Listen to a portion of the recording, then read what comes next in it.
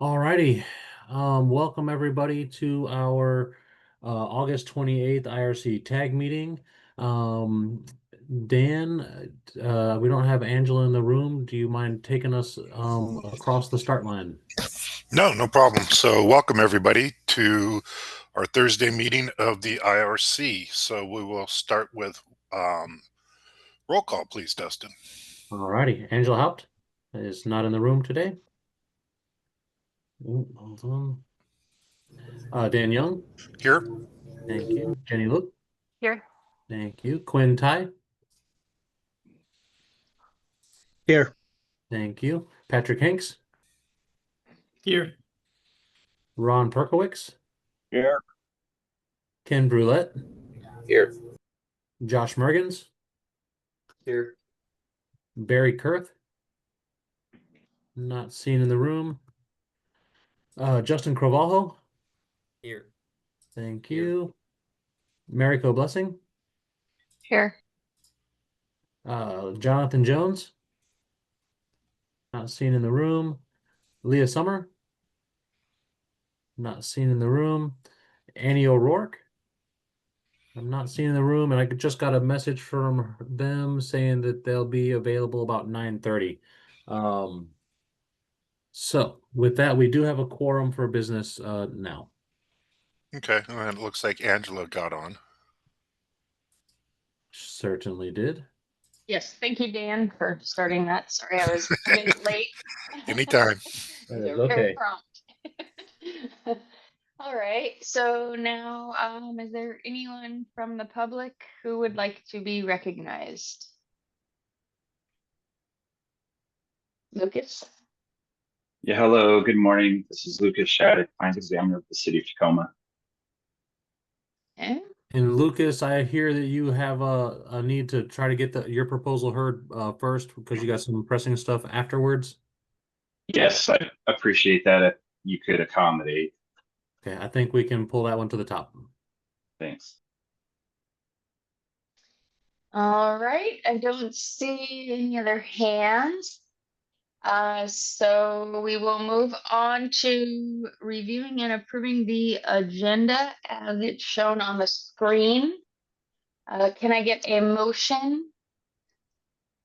Motion to approve. Second, this is Josh Mergens. All right, is there any discussion? All right, hearing none. All those in favor, please say aye. Aye. Aye. Aye. And those opposed? All right, the agenda is approved. We will move on to approving the minutes from last Tuesday's meeting. Those are being shown now.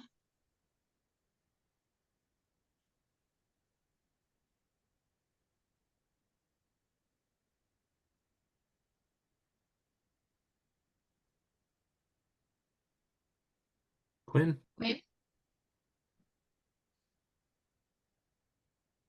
Dustin, I need to step away for a second to have a customer. Gotcha.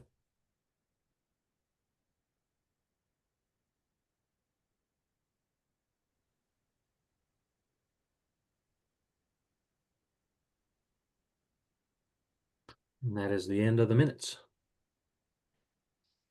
All right. Does anyone have any edits to the minutes that they'd like to see? Okay. If not, can I get a motion to approve the minutes? So moved. Second. All right. And do we have any discussion? All right, I'm seeing no hands. So all those in favor of approving the minutes, please signify by saying aye. Aye. Aye. Aye. And those opposed? All right, and that motion passes. So now we will move into the code change proposals from the public. We will continue where we left off. I guess though, actually, we won't continue where we left off. We will be looking at, is it the The visitability appendix. Thank you. Visitability. I always want to say visualability.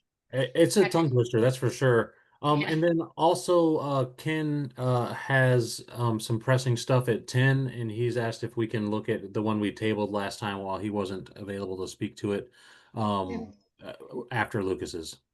Okay, Patrick? I was actually going to suggest hearing Ken's first, since we didn't get it to before, and we've already had a lot of discussion about visibility, and I imagine that might take up some time as well. So I want to make sure we get to Ken's. Okay, that works. We can do, yeah, we can start with Ken's. That one should be a shorter, I think, discussion, hopefully. I say that and just jinxed it, but that's okay. Sometimes the opposite happens. Be careful what you wish upon us. I know, that's what I'm saying. I just need to, nope. Yeah. So Ken, you asked to share your screen on this one, and you should be able to do that now. Okay.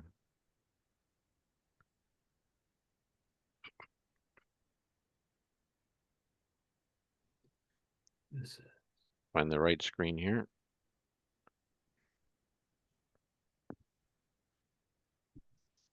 Hey, loaded up. Okay, so this is the carbon monoxide one, and which Justin explained pretty well the last time. So we have the existing state amendment 5151-0315, which for simplicity, since everything's renumbered, I thought it would be best just to delete that section. And what I did then is took the base code language, which you see here, which is not underlined. And then what I did here in the green, I just highlighted, this is the same proposal that you guys have right now that you guys can look at. But this morning I just took the green, and just to show that that's the language from above from the WAC. So I've just relocated it into the 2024 code. So wherever it's the green and underline, that's just the state code language being put in. The alternate repairs and additions here section, all of this is the state language. And I just show the stricken 2024 base code language here. That to me was just an easier slice to do. And then with the location, again, that's what was added in here from the state language. So the question came up at the first meeting was definitions.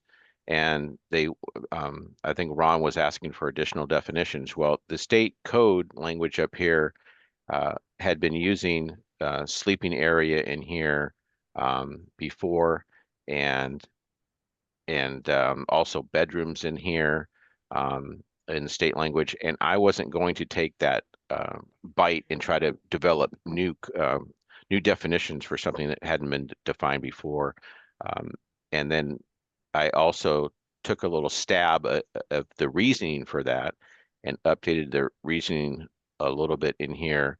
Is down here I wrote the defined term dwelling unit includes spaces for sleeping, and because sleeping is in the definition, an additional definition for bedroom, sleeping area, or sleeping room has not been necessary in the IRC.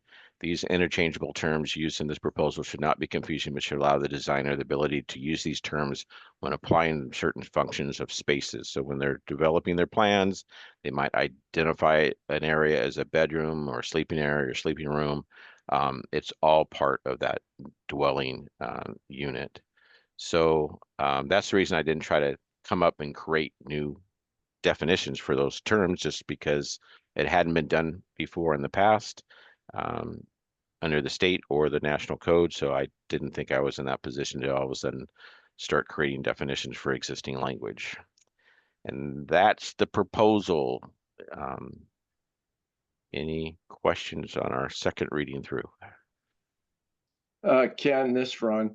I noticed too now our health district is starting to move away from bedrooms and starting to call them sleeping areas. So, and they're using the term interchangeable too. So I guess this all works. Okay, I appreciate that. It was just gonna be too hard to try to make new definitions.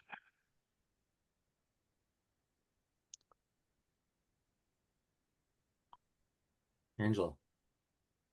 I think too that sleeping area is more encompassing of like a sleeping loft or you know, or a bedroom, things like that. So yeah, I don't know that we really want to take on trying to define that, because I think we'll end up either pigeonholing ourselves or creating an issue for builders where too much is automatically included in it.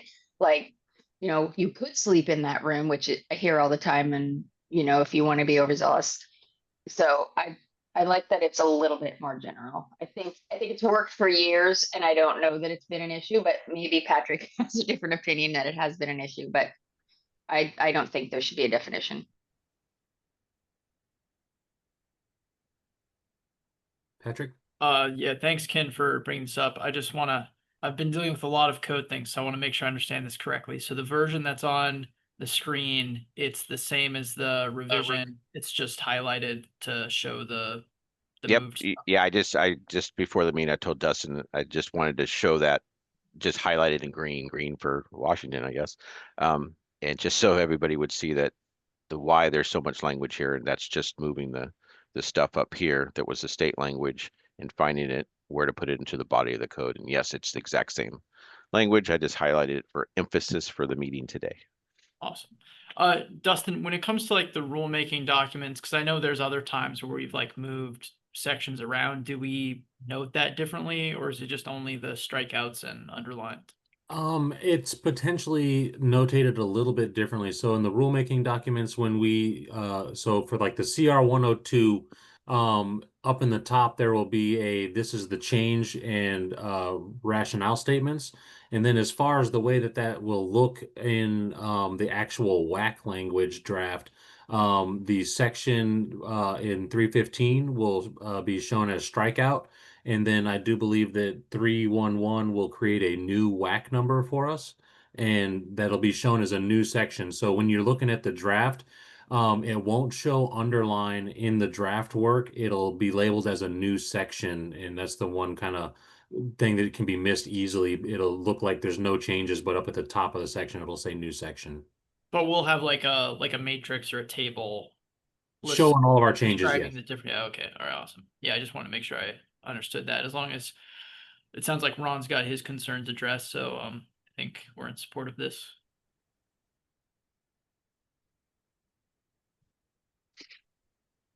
Okay, are we ready for a motion on this one?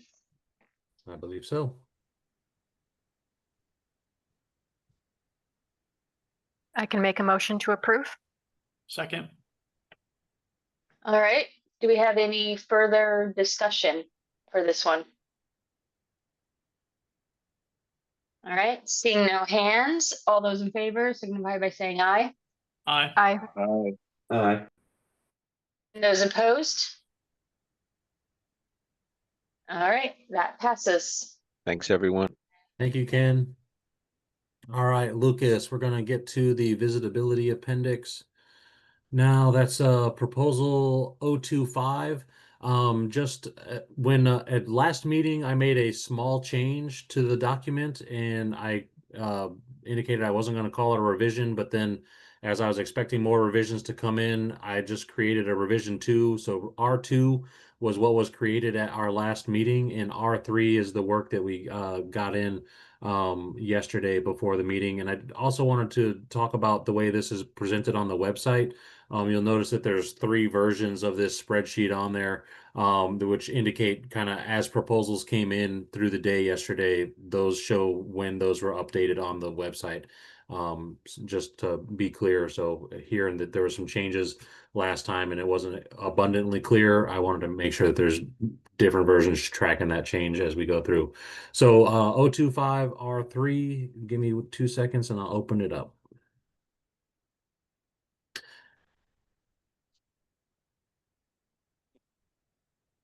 All righty, so we should, oh, I'm not sharing my screen. Let me get that back up. Okay, should be seeing this here, and Lucas, I will turn it over to you. Thanks, Justin. Good morning, all. I was going to say, just as some background and help everyone get calibrated with maybe how they feel on this one. This is something I've been working on actually for at least 2 years now. the city of Tacoma and our city council directed us to adopt some housing requirements that would, increase access for people and promote equity and so forth, is in response to the House bill that I brought up on Tuesday, where the state, targeted to do that. So really what this is just, it's something in the tool shed for any jurisdiction. If their mayor, council, or someone from the state, anyone says, we minimal to promote equity, to promote visitability, to promote access to housing, then they have something to grab from the tool shed. And when I started out, it was writing something from scratch, but I discovered that the Type C unit standard already in place under the ICC ANC, that that was the most minimal and cost-effective standard you could have. There isn't a way to be more minimal or cost-effective in my opinion. So I wanted to provide that background, and I also wanted to say that because I've been working on this for so long, I've presented this to multiple tags, multiple groups, committees, so forth, that all the comments I got from you were spot on, well within the ballpark, and represented some of the most common comments, questions, and concerns that I've gotten over the last 2 years. And also, what other organizations are trying to promote this, the same kind of comments, concerns, questions that they get to, with costs being, at the very paramount top of that list. So the changes that you see, I just, like Justin said, there's kind of like 3 versions of this going. So I just merely highlighted in yellow there where you saw a change. And what happened was I got rid of the Q101.1, which was a purpose statement. And the IRC appendices really don't use a purpose statement. Some of the IBC ones do. And as you all pointed out to me, it was more appropriate to make a user note. And so we got a user note there at the top, which took a lot of the, just left some of the more technical, advice on rather than the other language that it had in before. And then, so then all the sections bumped up one section. So now scope is Q101.1. Under the applicability, I've added a list of exceptions. This is maybe where we want to spend most of our time. That's obviously to your discretion there, but so I've got a list of exceptions here that respond to cost of the cost incurred if you had a very steep slope, if you had townhouse configuration with finished floor above grade, and all the things we heard on Tuesday. If you notice, the way I have this set up is the exception for a visible unit that would start on the site, you'd be exempt from providing that in your circulation path the standard requires. So you no longer need to grade, slope, construct any path that met any standard of any kind from a public street, sidewalk, driveway, or garage to the unit entrance. You may realize after reading through that all the others associated with the Type C unit, if a Type C unit was required on the site, would be in place. That is through this whole process, through all my research, through meeting with all tags, I haven't seen any evidence of any cost associated with those other standards, which are, having 32-inch instead of 30, or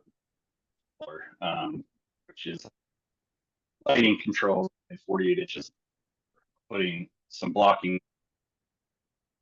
None of those other standard significant costs associated with them. So the exception was for the costly item on the exterior, and you would be granted that exception when any one of the four conditions are met. So the first is where you have a topographical or environmental issue affecting the site, and the code official in there. The reason it's written that way is perhaps there is a topographical challenge on the site, but there's finished floor in that building, and there's a parking spot next to it, and there's slab on grade, so it can still be accomplished.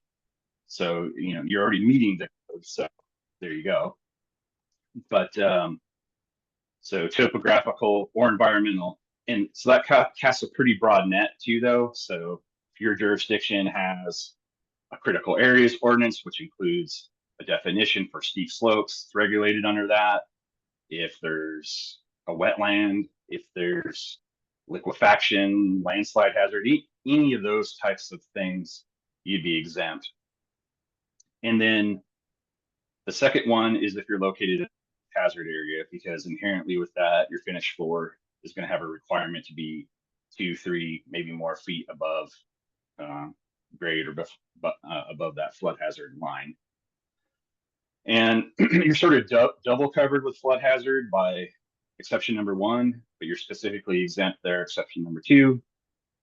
And then flood hazard gets kind of triple coverage there with exception number 3, where I've written out here that you'd be exempt if your entrance level is not within 30 inches of grade. 30 inches was selected because even though type C units don't require a true ramp does not exceed 30 inches without having a landing.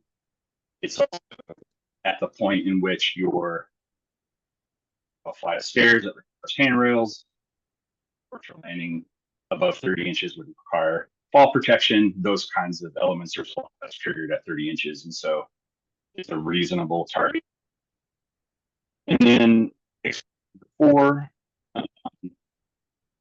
number 4, what I was hearing in our meeting on Tuesday was, well, you know, there's this exception that gets you out of having, you know, access to a restroom, these things.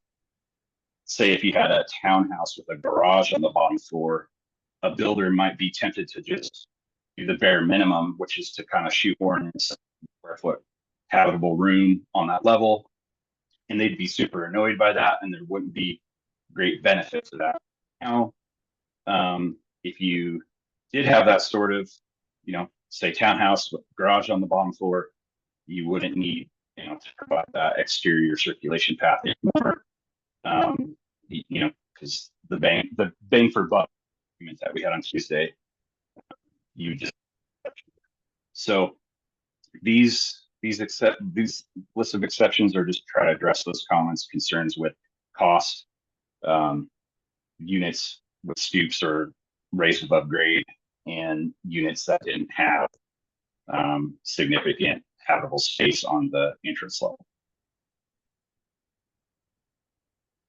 So with that, you know, I'll yield back my time and answer any questions. We could go through code language, etc.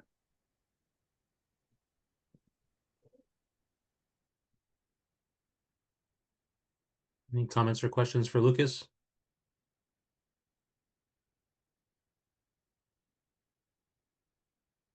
Jen. Hey, sorry, Lucas, your connection's not great. So I didn't catch all of that, but I'm trying to understand under applicability, this says sites containing dwelling units, you know, where there's no accessible type A or type B.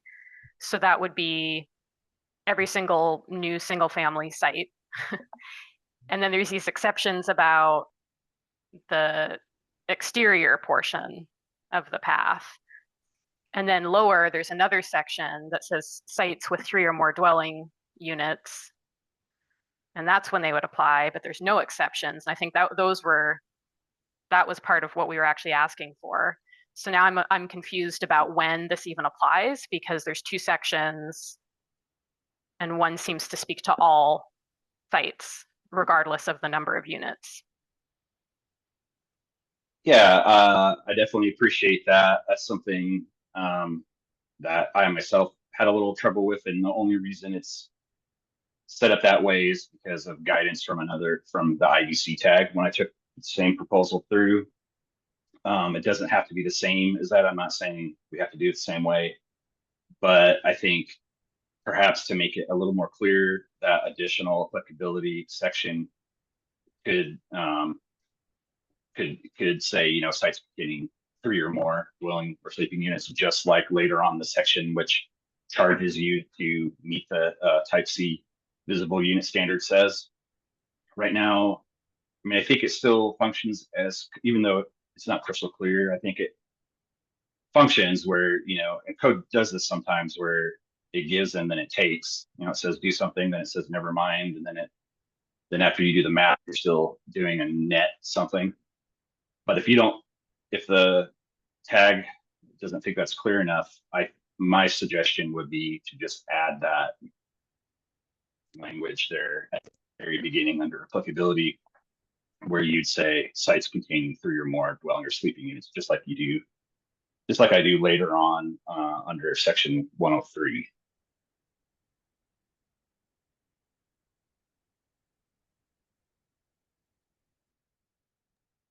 And I guess just one more thing, that 103 is giving you kind of like the quantity of the type C units you're required to do. So it's 5. That's what remains in section 103.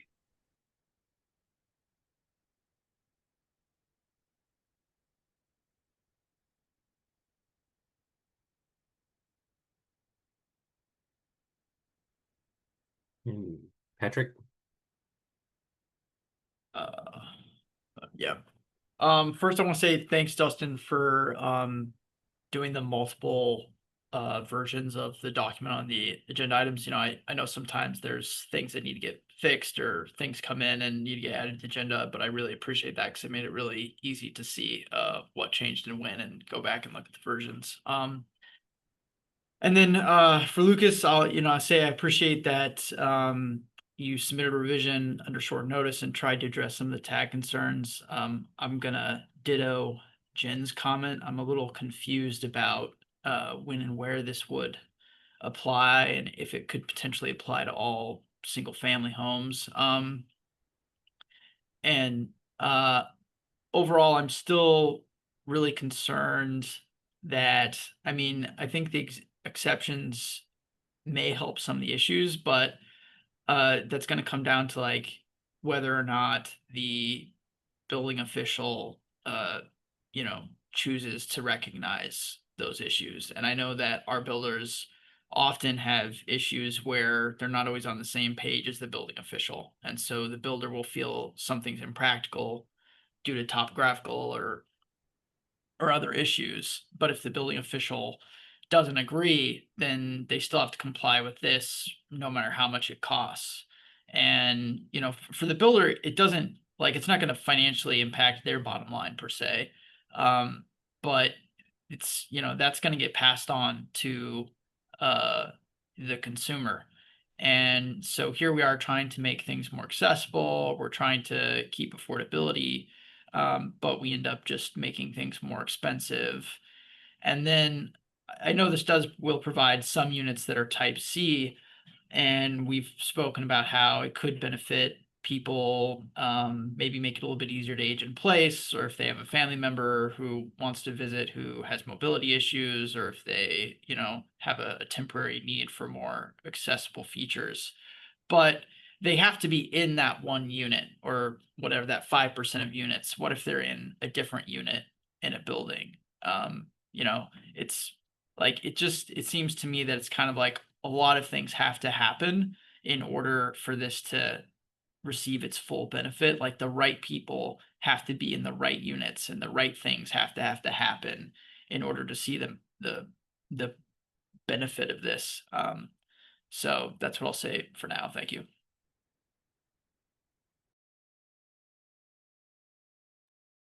Quinn?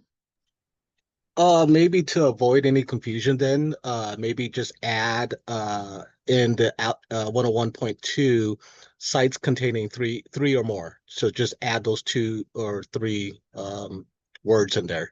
So in addition to the other requirements of this code, comma, sites containing 3 or more dwelling units or sleeping units. I think that would avoid any confusion that Jen was talking about, if that makes sense.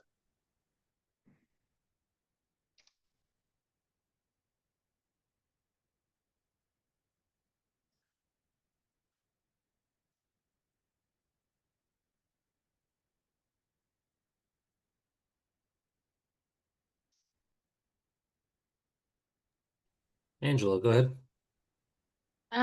Yeah, I mean, I do appreciate, I know I asked for exceptions and things, and I do appreciate these. I do still, I understand what Patrick is saying as far as when you let it go to the building official and things for impracticality. And because this is going to apply to single family, I mean, that is the purpose is, I mean, it applies to anything, I mean, it in the IRC. So it would be individual, houses, ADUs, cottages, any of the middle housing, basically.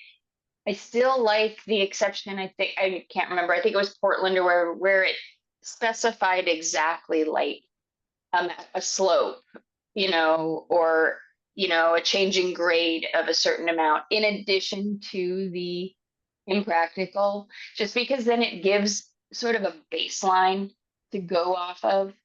Because and then I guess, and my other question is I guess, with all the exceptions, is it accurate to say that this basically would only apply to, I'm trying to remember, because quite honestly, the accessibility doesn't apply that often in the IRC. But I think the accessibility only applies to townhouses, if I remember correctly. Yeah, they really never apply because in the IRC, you go to the IBC for accessibility when you have 4 or more units in a building. Okay, in a That's building. only, yeah, that would only be talking about type B units. And so then when you're in the IBC and you're looking for type B units, there's the multi-story unit exception. So the only time you would ever get a type unit in a residential building is if it was a 4-unit townhouse that was one. Well, or that had all that stuff on the first floor and the entrance Yeah, was accessible. but it's in a building, so it has to Yeah, be so it would only considered be one building. townhouses. Okay, Yes. so this though is targeting single family and duplexes also, or two family, sorry. Well, only if you had 3 or more of them on a site. So Well, this only yeah. applies, when you have But 3 or more. Right, this would apply to basically any lot that's adding a bunch of ADUs on them, which legislature now requires that we allow. Yes, yeah. So, okay. All right, yeah. Jen. The exception is also, instead of an exception to providing these type C units, it's specifically exempt from the exterior portions of the circulation path. So they would always be required. And then you just wouldn't, and then I'm not sure why that would be helpful. Yeah, right. It's only exempting the exterior, I'm dumbing it down, the exterior stuff from the ANSI. The interior stuff has no cost associated with it, and the benefit from it is it's allowing improved access to living areas of the home. So, but they can't get into the home. No, they're already They don't in the have home. the exterior. Well, No, I guess they can- again, I'm just not I'm sorry. I'm just truly trying to understand why it's not an exemption from providing type C and why it's specifically an exemption for providing the exterior portion of the circulation path. That's what I'm just trying to understand. Yeah, you could entirely exempt the one type C unit that you'd have on a site, but you you are going to lose any benefit from those other items that don't cost anything.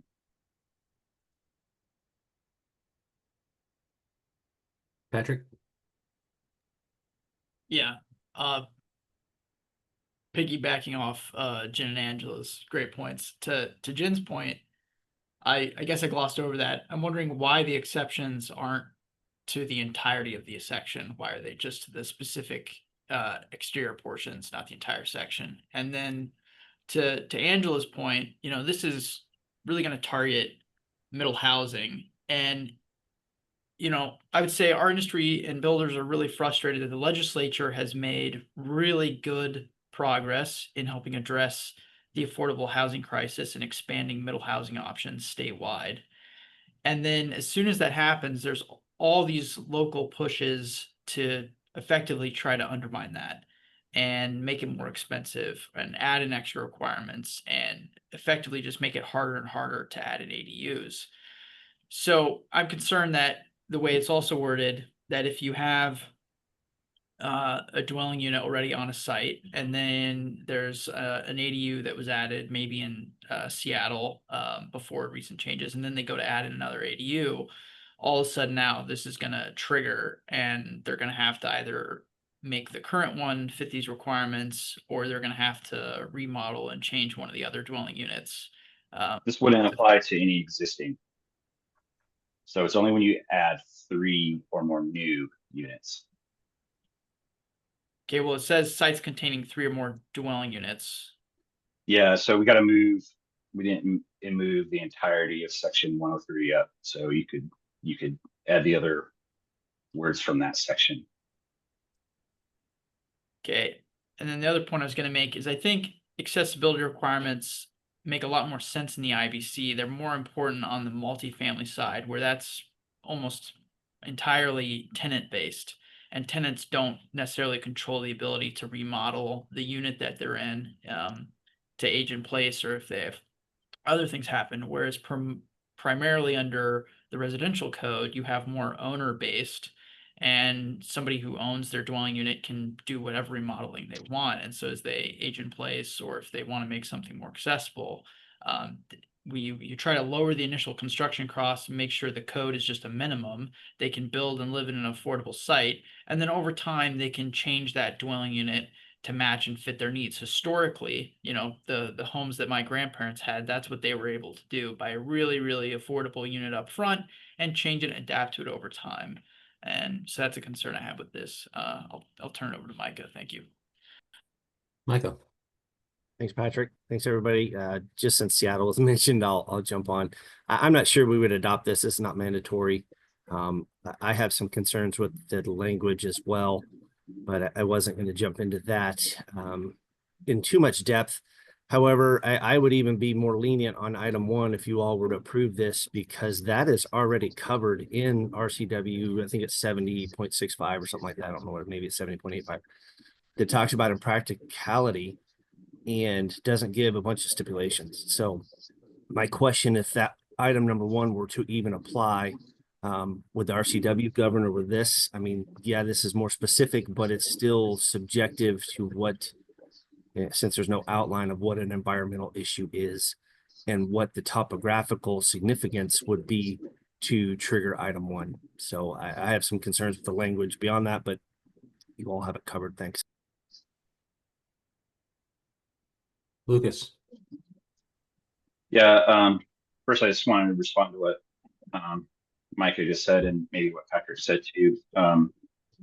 Yeah, I'm more familiar with the IBC than I am the IRC, but I believe maybe what you're talking about there, Micah, is I think both chapter 1s of both codes give the building official this authority.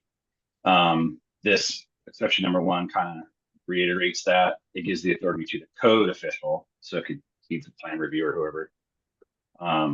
And then, you know, it kind of tries to cast a little broader or more specific net of, you know, slopes or environmental, just giving more ways out. I guess you're totally correct. The building official could already, you know, already has, I guess we call it the God clause in chapter 1s of the code. But there were some questions about, you know, why just the outside and why not just exempt the whole thing? And the reason I formatted the exceptions this way was because those things on the inside are important and they're a lot more expensive to do in a remodel. And so to not pass those expenses on at all to the occupant, this is a great compromise because everything about their unit is a type C unit, except perhaps the builder has put in some stairs, but they could always, you know, just retrofit that. They could put a lift up to the porch. They could put a ramp up to the porch. And now they've got a fully functional type C unit, and they wouldn't have to widen doors, open up drywall, put blocking, etc. All that other stuff can be done just with planning, not with any expense. So we've, you know, eliminated costs from the builder with these exceptions. There was one other comment Angela had about how like Portland had like 20%. They like quantified what a steep slope was, and I started off down that road. And I think, you know, you can talk about what that number should be. And obviously it has to be, you know, steeper than you know, 1 in 12, because that's what a ramp is. I mean, if you have a 1 in 12 site, you're already, you know, so if you have like you know, 8%, 10%, that'd be the very minimum, right? So some number around 15, 20% might be what you would want to land on. However, that might cost something to the developer because now they need some sort of site engineering that they might not otherwise need. They might need some additional surveying that they might not otherwise need. I think for these, it's going to be very easy to know whether you can get from the car to the unit without some steps. Two-thirds of housing have attached garages. Even more have the parking space right adjacent to the house. So it should not be a hard thing to do. And you can let the car do the work. You don't need to grade the whole side or anything like that. So that's the way this was set up. And I hope that addresses some of the concerns that you guys have. Micah? Thanks. Can you hear me? Yes, sir. Audio questions. Just to jump in on the kind of chapter 1 item that Lucas mentioned, for this, I would say that was not approved to do. When I say that, it's RCW 1927. I want to say it's under 031, maybe another one in there, but it is explicit for ADA. The building official cannot do that. The only thing the building official can do is determine applicability or impracticality, but the applicability would stand no matter what, and you can't modify that. The other concern I have with this is you indicated that you may already be using this or adopted it for residential structures. That's also, I'm going to go out there and be the jerk, that's in violation of state law as well. No, yeah, we haven't done that. Okay. Sorry to mislead you on it. The whole reason we're doing this is because of those things you just said. Perfect. The other state building code tag advises we could not adopt our own standards for this, which is what I set out to do 2 years ago, and that we would have to adopt it in the building code and go through the state. So yeah, thank you. Okay. Again, I think you're on the right track with this. I just think it needs some work, but yeah, the chapter 1 does not give us the authority to modify the ADA stuff as code officials. That's explicit in the RCW that says we can't do that as cities or counties. Thanks. Dustin, this is Ron. I can't put my hand up because I'm driving. So I have a comment. I think we're trying to write code on the floor, so to speak, which just never works because we always miss something, or we understand, but it doesn't work in the code language. It's a good proposal, but I don't think it's ready for prime time.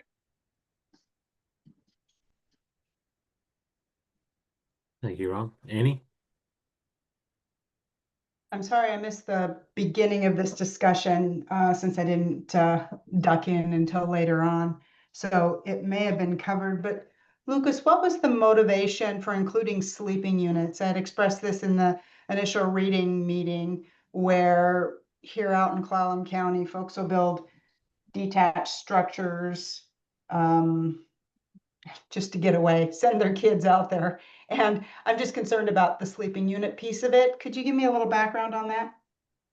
Yeah, I remember your comment. It stuck with me, and I think Angela made a comment too. It was in on a different topic about how the IRC really doesn't have sleeping rooms. But, you know, really, there's an argument whether they can even exist, but it's there just to, you know, it's the language, the code. The IRC still uses the language. The codes still use that language, and I suppose this could apply to some sort of like the other R3 or single family uses like dormitories, convents, you know, these other kind of wider dwelling sleeping unit configurations. And that's that's the best answer I've got for you. There could be. I've been reviewing residential units for the city for 20 years, and I don't come across very many residential 3 or more sleeping units on a site, but I guess it could happen. And the definition of sleeping unit is pretty broad. It's just permanent provisions for sleeping. So yeah, so it's missing qualifiers that would make it a dwelling, like a kitchen and bathroom. So hotel room for eating, cooking, sanitation, so forth, then it could be considered a sleeping unit rather than a dwelling unit. And there's some, you know, some residential, and we might start seeing them, honestly, because the way the codes are changing, the way in crisis we're in, where I have seen some of these actually where they're multi-unit buildings with shared kitchen, kind of like you'd see in a dormitory.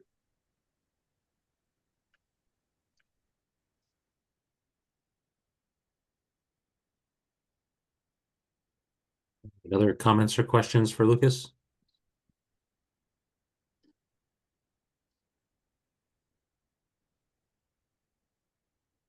If there's no other discussion, I guess we're in a position to make a motion on this proposal.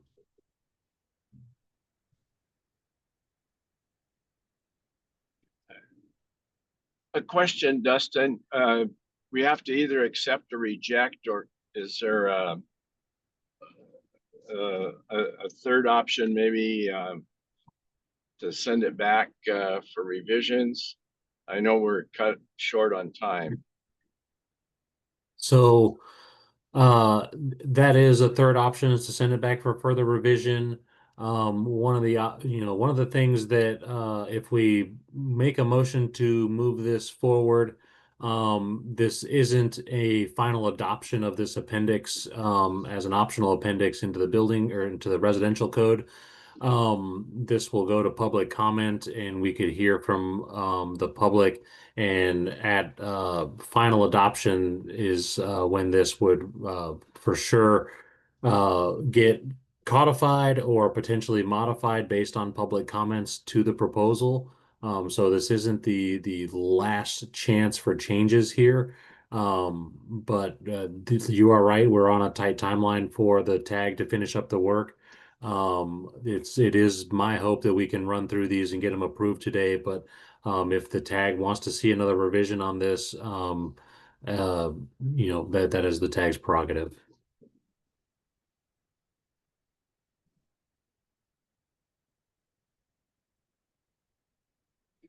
I guess I'll be the bad guy, and I I don't feel comfortable moving it forward. We're still trying to write words into it that we don't have the full opportunity to understand the total effect. So I would make a motion to, I guess, not move it forward. Second. Okay, we have a motion and a second. Is there any further discussion?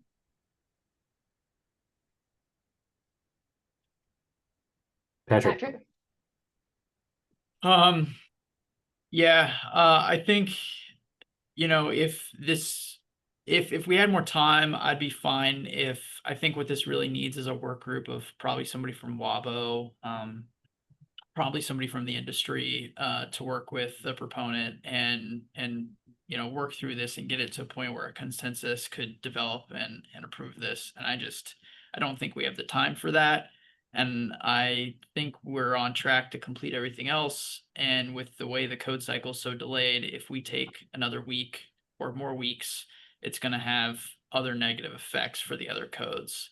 And this appendix got in on the IBC side. So I think that local jurisdictions will have an opportunity to test this out on those types of projects, and we can see how that goes and then consider it for the residential side in 2027. So thank you.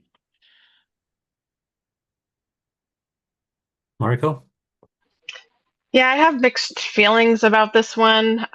You know, I think I kind of sympathize with Tacoma wanting to do something, and this is like the only way that they can do what they want to do. I agree with what others have said that it's not quite there yet as far as the language of it. But I think, like you mentioned, Dustin, like us approving it now, if we did, that this wouldn't be like, well done. You know, that's the decision. So I think I'd like to see it move forward to public comment and see what work can get done on it between now and then, potentially. And so I'm going to be voting against the motion to disapprove.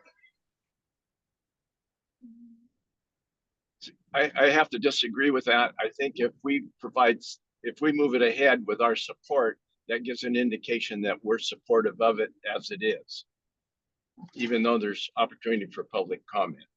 You know, our job is to sort it out and say, yes, this is good, or it needs more work, or no, it's not good.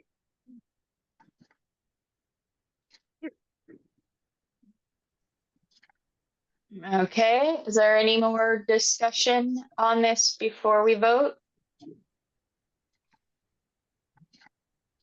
Lucas? Yeah, thank you. I was just going to say, as the proponent, I'm fine. Obviously, I'm fine with whatever the tag decides, but I just, as the proponent, I would be weary. I would object to writing any code, because other than exceptions under applicability, like writing any part of the standard, in my view, is not appropriate. The standard already exists. It's already adopted under the IC ANSI IC units. There's already the set of standards for it. And it's not appropriate, and Micah kind of mentioned this, it's not appropriate for us to write accessibility codes. It's not appropriate for us to adjust the standard that's already vetted and adopted under the ICC. So my proposal is merely doing at the option of to use the type C standard that is already in effect. So I would really like to get passed, but I would not stand or discuss any further about. It's an applicability. It's either you can do this, you can do a type C unit in your jurisdiction, or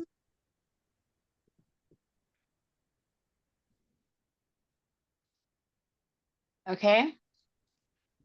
Anyone else? All right, I'm seeing no more hands. All right, so the motion on the floor is for disapproval. All those in favor signify by saying aye. Aye. Aye. All those opposed? Nay.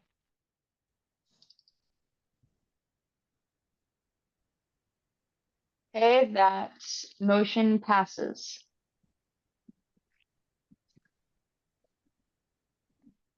Okay.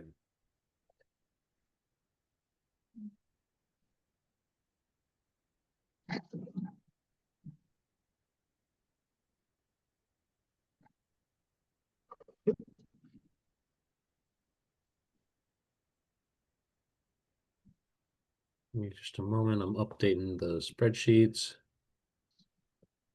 Okay.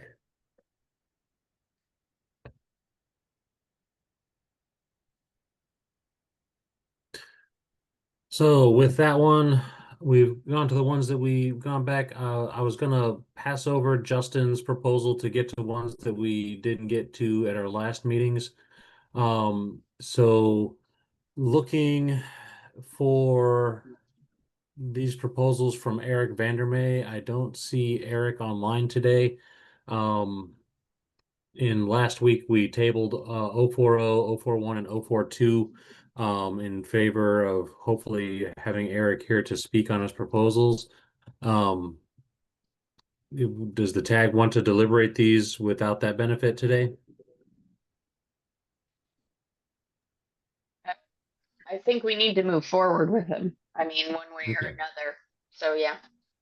Then I'm opening up 040.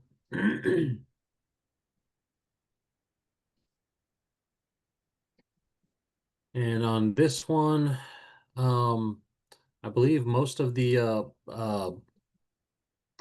changes that Eric's is proposing here today are in relation to A2L refrigerants and correlating some changes in the mechanical code to the IRC as well. Run through. There's the 2027 IRC model code proposal, updating ASHRAE 15.2 in here. We've seen these modifications get passed by the mechanical tag for that group. And I think that these are just correlating those changes across the different codes into the IRC. And I guess I'll open up to the tag for some discussion here because I don't have a lot of background on the A2L refrigerants.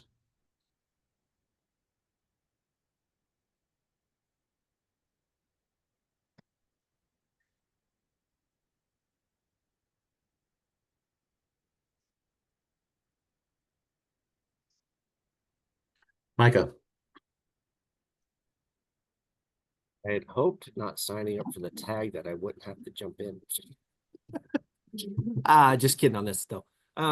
Yeah, we work with Eric quite a bit. He's actually on our construction code advisory board for the city, and he was previous SBCC member for all of you that are not aware of who Eric Vandermeer is.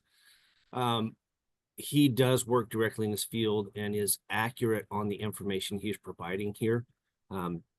He's been working with us on some other rule changes as well, just to capture and make sure that everything is aligned across the state and even the country for this A2L stuff and the issues or concerns they're having with how the code was done for it and all these other things. So I'm not going to get into depth on it, but I suggest or recommend approval of Eric's changes. Thanks. Thank you, Micah.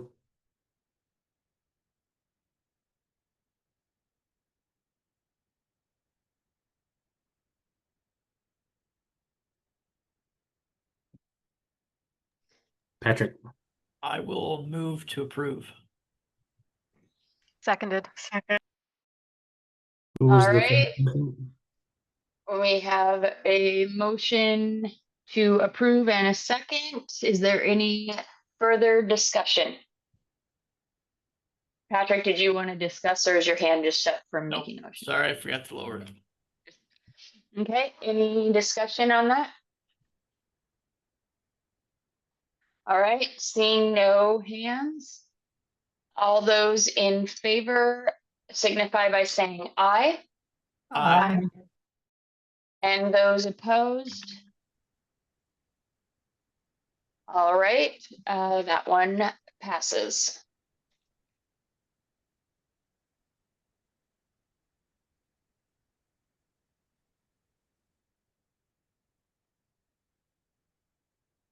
All right, bringing us to 041.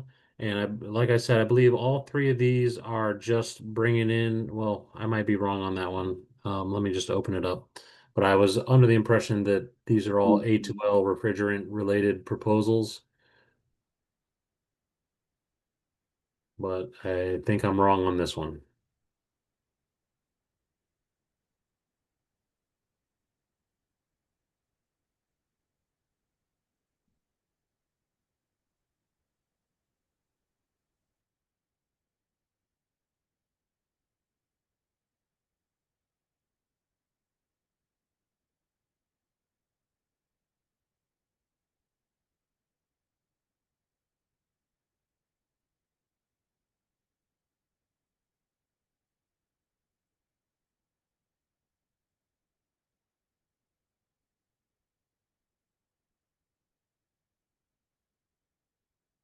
A lot of code text here. I was hoping I'd scroll to the reason statement here.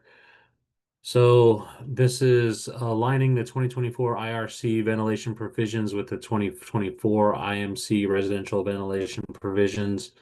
I believe that a similar proposal passed it within the mechanical code tag on this one.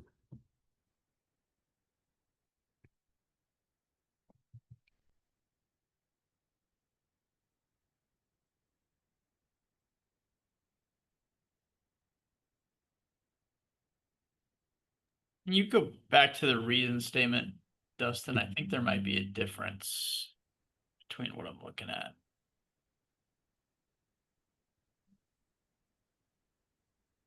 Yeah, I think the 041 on the On the spreadsheet link. on the web link is slightly different. Okay. Oh, wait. Give me a moment. No, wait. Sorry, I was looking at the economic impact. Never mind. Forgive me here. Okay.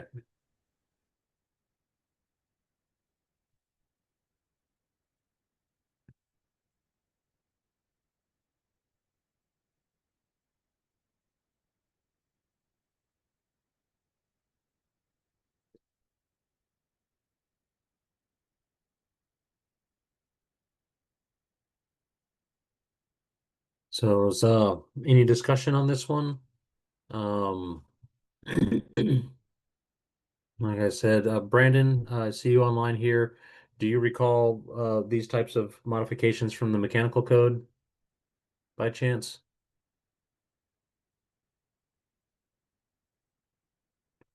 I don't see him there. Jen, go ahead. Yeah, sorry. It's a little hard to read through it because they did their own formatting instead of following the instructions in the document. So, but it looks like are they proposing a new definition for habitable space, but it already exists in the IRC? It looks the same. I'm just trying to. Says see revisions proposed below with track changes in blue text. So that's blue and it's underlined. We already have a definition for habitable space. Maybe that was caught, maybe that's included because a different code didn't have it. Maybe. But that seems like it should not be included if it's verbatim what we have already. That's a tiny thing. And you're saying that that's already included in the base code or it's already included in the state amendments? Well, I'm just looking at my 2021 version of the code that is both. Okay. I think it's base model code, but I don't have all permutations pulled up. Gotcha. I'm navigating to the 2024 model definitions section.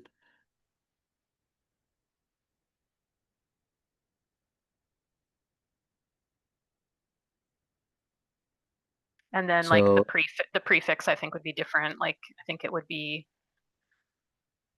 the RB is what's in the model code. So a space in a building for living, sleeping, eating, or cooking, bathrooms, toilet rooms, closets, halls, storage or utility spaces, and similar areas are not considered habitable spaces. So that appears to be verbatim in the 2024 base code. Patrick. It looks like it might not be in the IMC. And so perhaps if he was just like bringing over changes they've done on the IMC, that he just copy and pasted everything and kind of missed this one not being necessary for the IRC.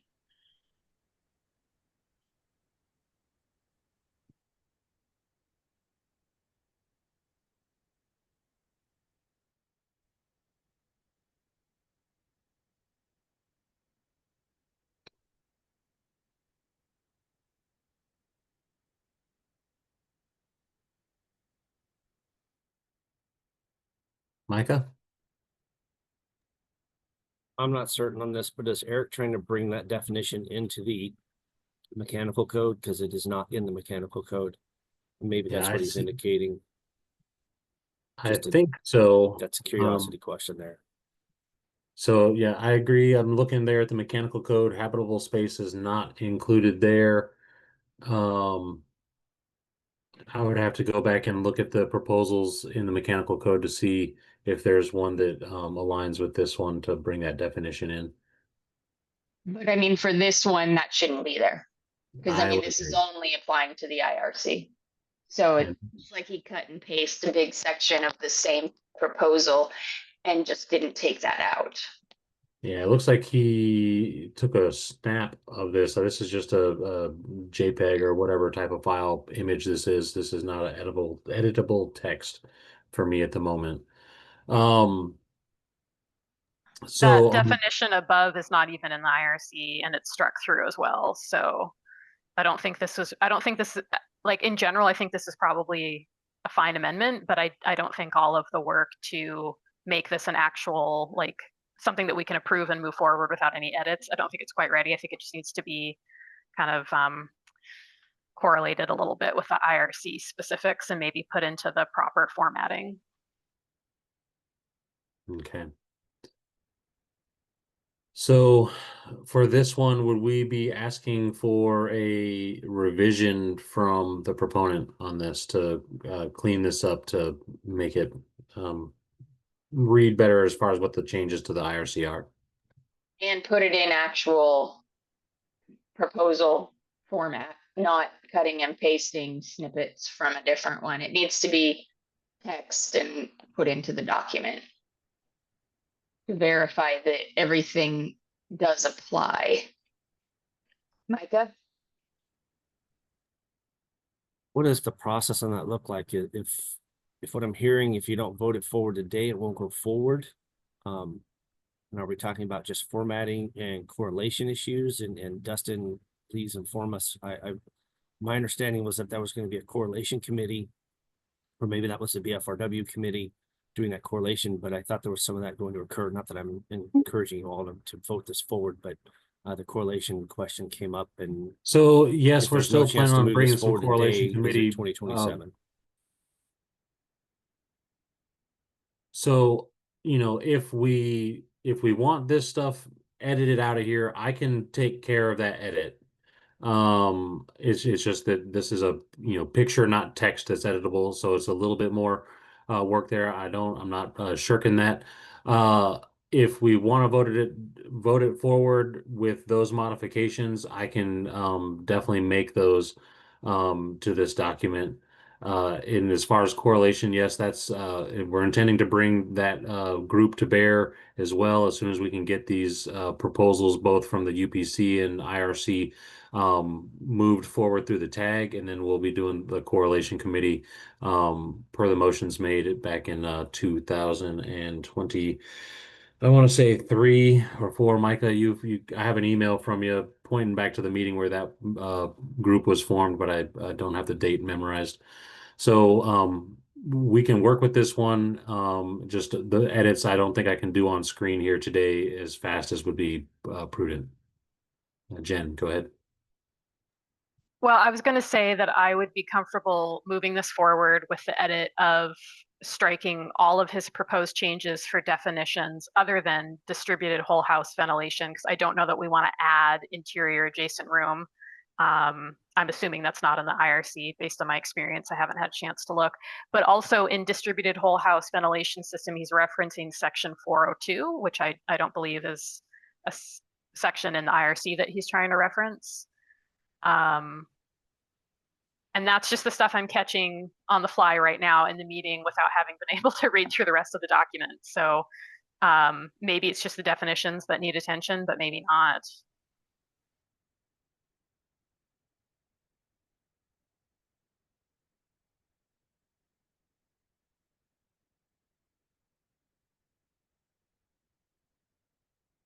Alrighty then. So, comments from the tag on striking all of this except for the distributed whole house ventilation, and then I can I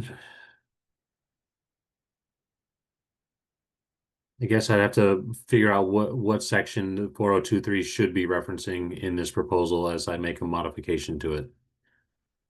Patrick, go ahead. Yeah, I mean, I think generally Eric proposes really good stuff and he knows his subject matter. I want to, I was hoping that we could approve this today, but I'm concerned that if there's errors just in the definition section, that, this is a pretty sizable code change, that there could be other things he missed elsewhere. So I'm concerned about adopting that today without fully understanding 100% of it and already recognizing that there's errors just in the beginning part. So I'm not really sure what to do.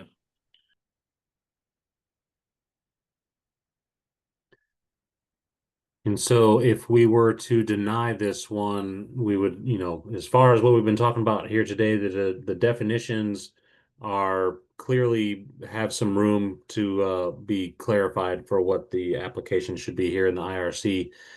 If we denied this, we would lose all the other changes as well. And his intent is to bring changes made.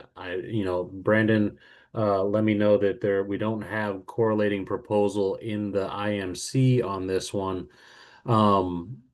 So it looks like these are model code changes occurring in the IMC for the most part. I would say this body of stuff, and then the definitions, it looks like maybe is something that is goofed up a little bit, but I don't know. It'd be nice to talk to Eric on this one a little bit before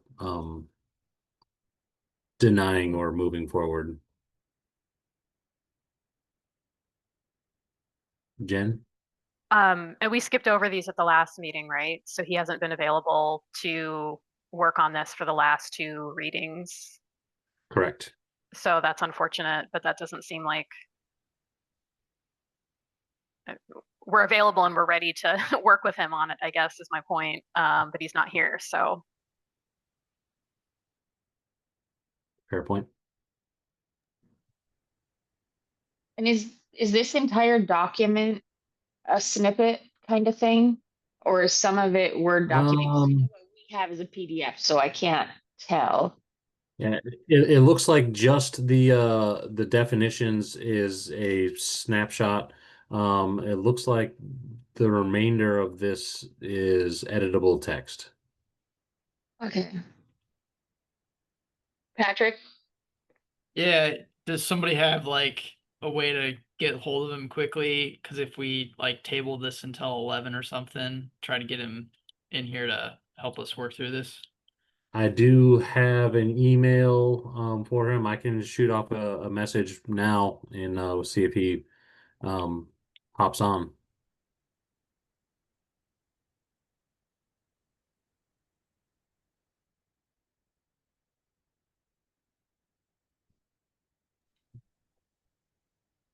I mean, someone can make a motion to table it.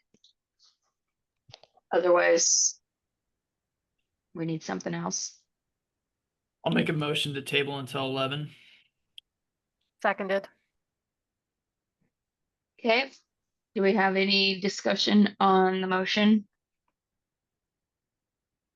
Okay. Seeing no hands, all those in favor signify by saying aye. Aye. Aye. Opposed? All right, that motion passes. This will be tabled until 11. Okay, let me get this email popped out real quick.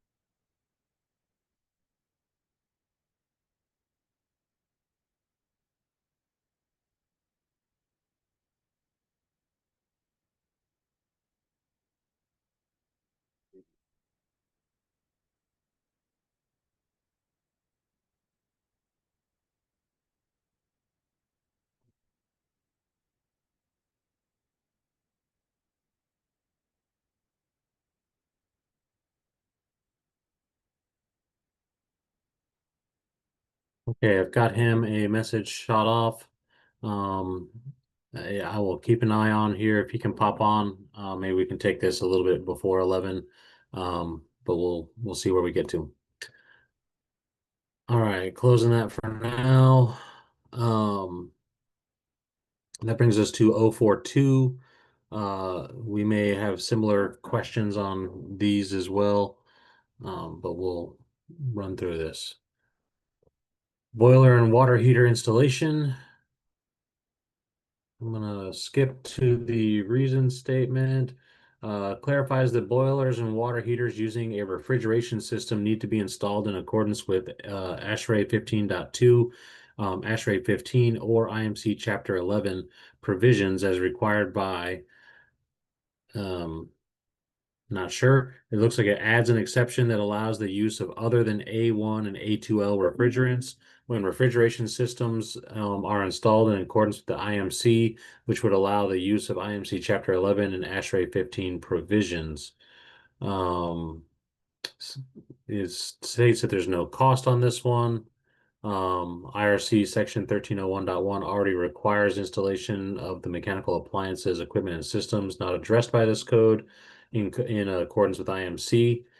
And a 2021 IMC amendment already requires compliance with the standards listed in this proposal. So getting back up to the top, he's modifying chapter 20, section M2001.1 installation to bring those standards to bear on that section. And then M2005.1 looks like very similar language added on top of here, and instead of being boilers, it's water heaters. Mariko. Yeah, this looks really similar to the one we had 2 proposals ago that we just approved, and it's just in the different portions of the code with the same subject.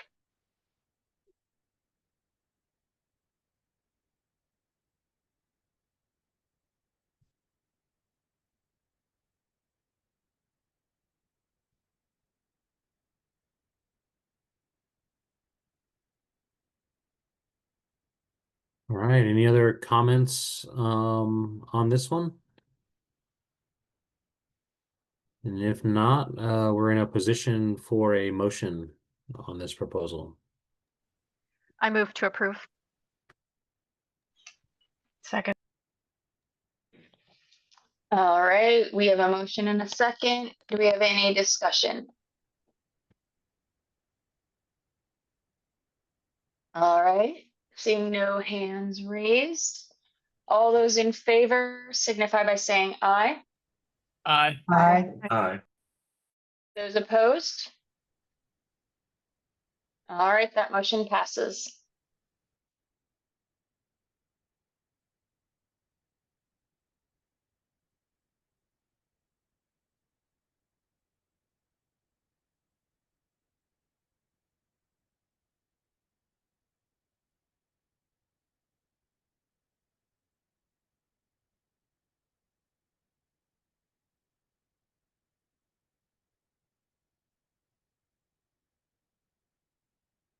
All right, getting into tag specific proposals now.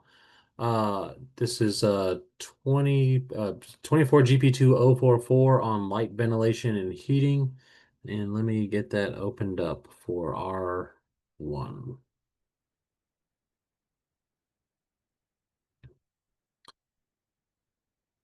And because we have the staff information on here, I don't know who wrote this one. I did, Justin. Okay, Annie, go ahead. I'm glad we got to it after you got in here. So this was just tweaking things from the initial rewrite and including the text that was, I'll say, similar, but not exactly like the original state amendment, just bringing that back into the code, which was part of our discussion at that last meeting where we went through this. So it's really bringing those two pieces. And if you scroll down a bit, Dustin, we might find that area.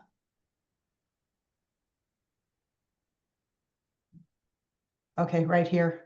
Oh, back up. There we go. Intake openings. I had retained the text from the 24 IRC originally, but it was suggested that we retain the amendment from 2021. And so I went ahead and wove that back in and retained the located a minimum of 10 feet away from and except as otherwise specified in the code. So everything else was just an insert from the 21 amendment into the 24 reorganization.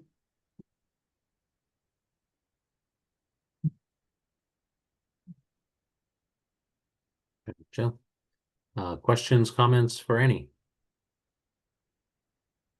Marco.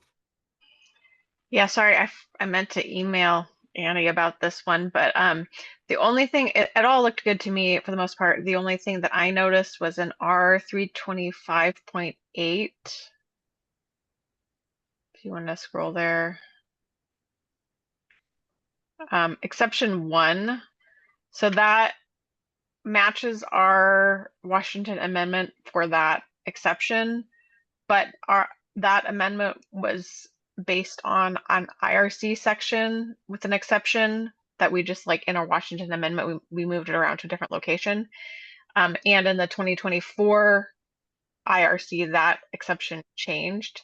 And so I didn't know if we wanted to carry forward that change from the 2021 to 2024. And I don't have any recommendation one way or the other. I simply grabbed the text from the IRC, excuse me, the amendment from 21.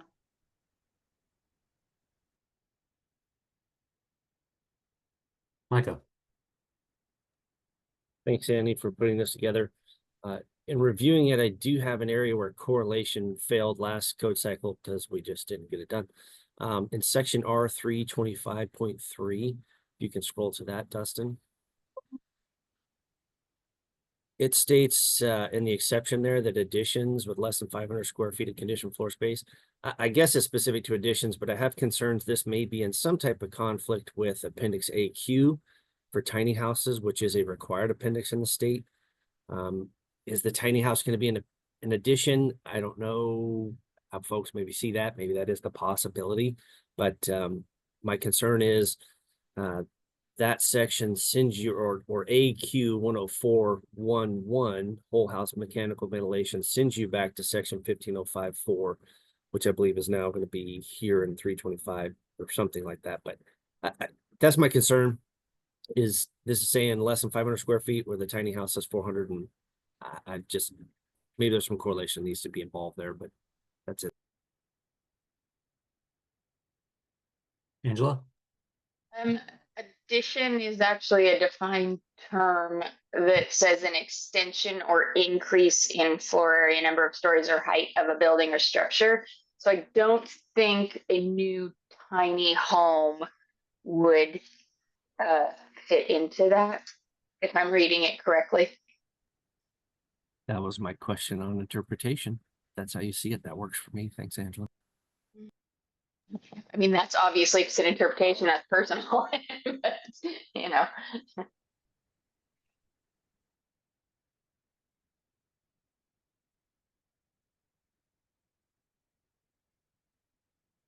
Any other comments or questions? Can we circle back to the discussion about 325.8 and that first exception? I want to make sure that it's vetted and that we either retain the old or utilize the 24 IRC. And again, I don't have any skin in the game, so I just want to make sure it's fully discussed before we move on. Micah? I don't know if I have a discussion on this specifically.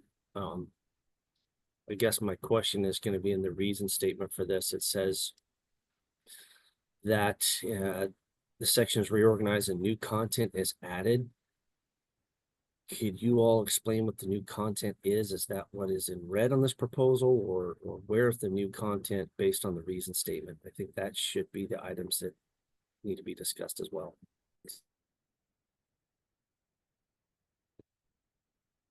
The reason statement, I believe that the new content is any of the stuff that was model code language changes to those sections was brought in.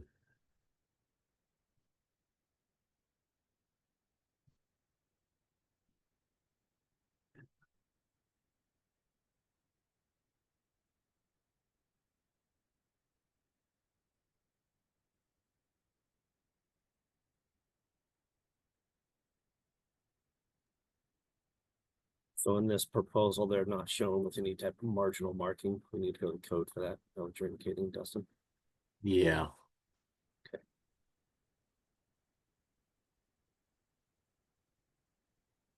Appreciate that. Hopefully any comments or sorry, any conflicts will be captured with correlation. Thanks.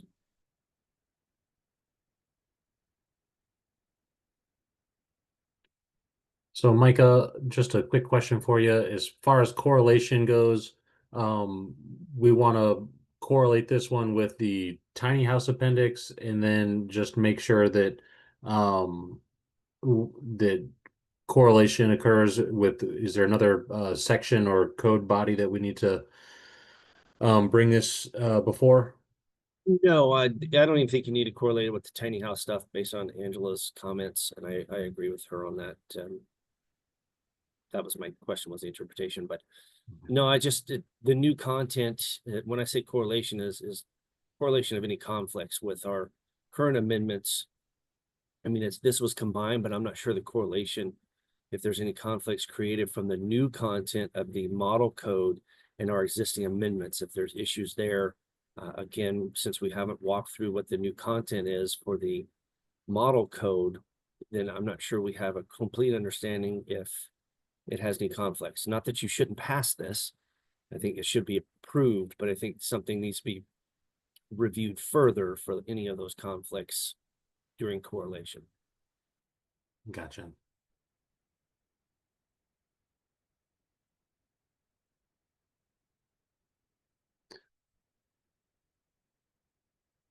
Is there any other comments, questions on this proposal? Any?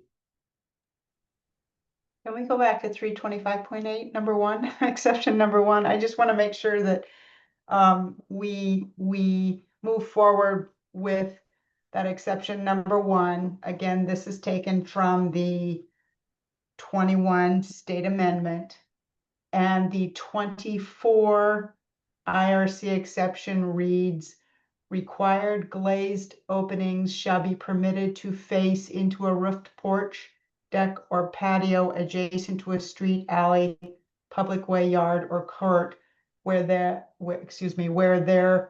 longer side of the roofed area is not less than 65% unobstructed and the ceiling is not less than 7 feet in height. Which do we prefer?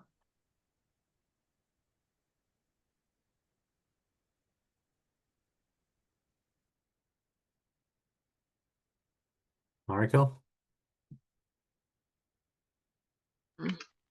I wasn't necessarily going to speak to that I was raising my hand to kind of read the same thing since we hadn't circled back to it, that Annie just raised.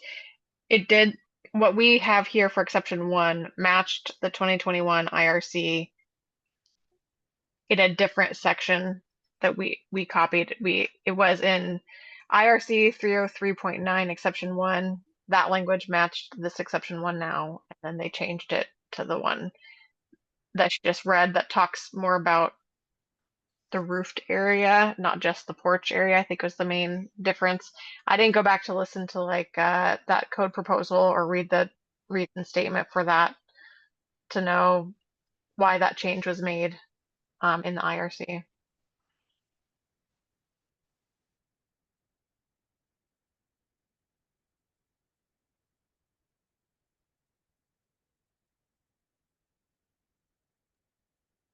Angela?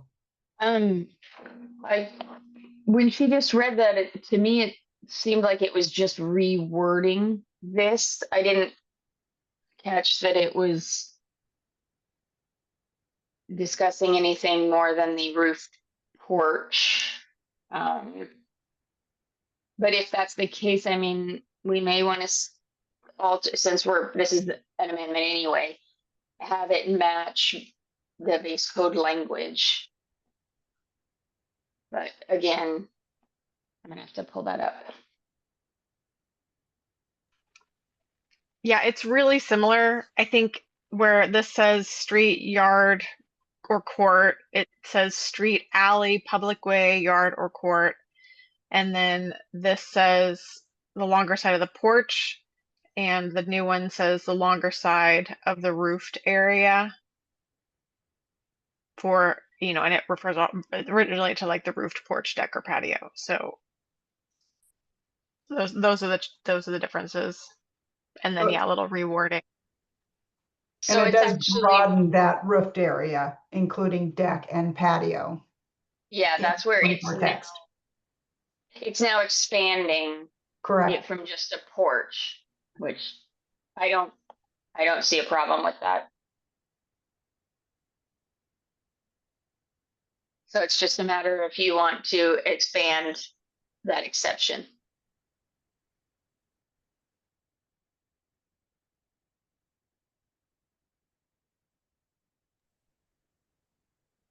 My gut reaction would be to drift more towards the model code text and accept exception 1 in the 24. I guess the only question I would have is in that second sentence, after it does its litany of street, alley, public way, yard, or court, it reads where there the longer side of the roofed area. I don't know if that's grammatically correct. And it seems like the word there is an extra word. So this is in the IRC, 24 IRC. So I don't know if we can grab the 24 IRC exception number 1 and strike the word there in the second line. Yeah, I mean, we can do whatever we want to it. Because it's a state amendment anyway. So we could fix the wording on it if we think it's wrong.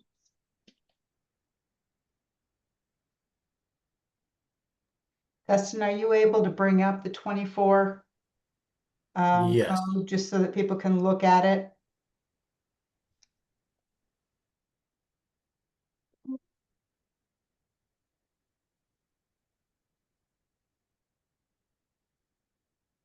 Okay, so here's where it's I guess, model code language where this exception exists is in 325.1.1, which is by the blue text, all a new section that's been reworked in the 2024 language.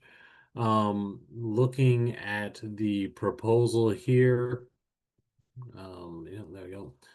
325.1.1 we're showing as striking most of that and putting it back into 325.8. So I guess what section of the model code do we want to take a look at on this one? Just where we have this exception? Yeah, just utilizing the exception in natural ventilation or excuse me, natural light, not natural ventilation. exception number one and utilizing it in place of exception number one in our 325.8. 25.8. And I would recommend that we strike the word there in the second line. Okay, let me pop these up side by side.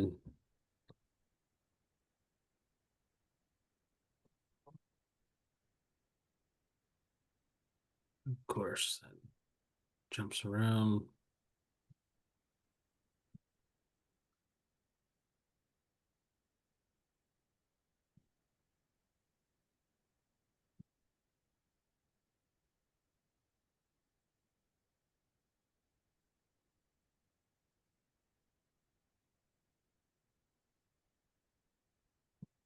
All right. So we're saying drop this into this exception, striking the word there right here. Correct. Is that accurate? Okay.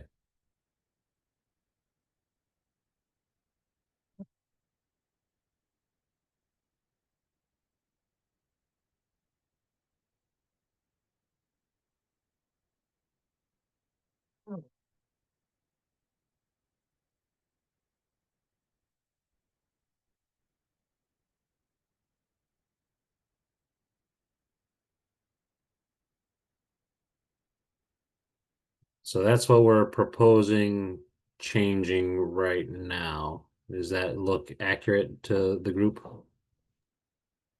Looks accurate to me.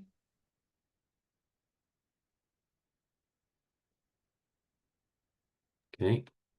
Micah, go ahead. I'll jump in. I think the where is actually appropriate in this sentence. When you look at we can get in the Oxford comma discussion, but it's talking about the roofed porch and where the longer side of the roofed area of that porch. So I think the where is actually accurate in that sentence. That's just my Well, 2 we cents. didn't strike the where, we struck the there. There's a there Got right it. there. I'm actually looking at the proposal in the ICC and the there does need to go. I apologize. I thought you said the where needed to go. Ignore me. Thanks.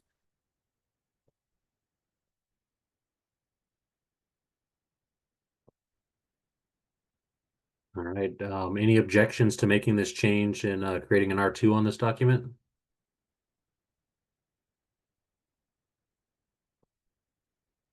All right, seeing none.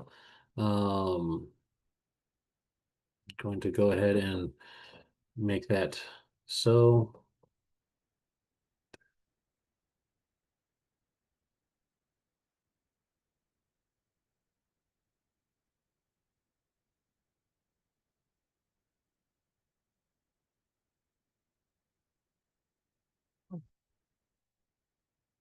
All right, R2 created where the exception 1 and 325.8 has been modified to more closely align with the model code exceptions there.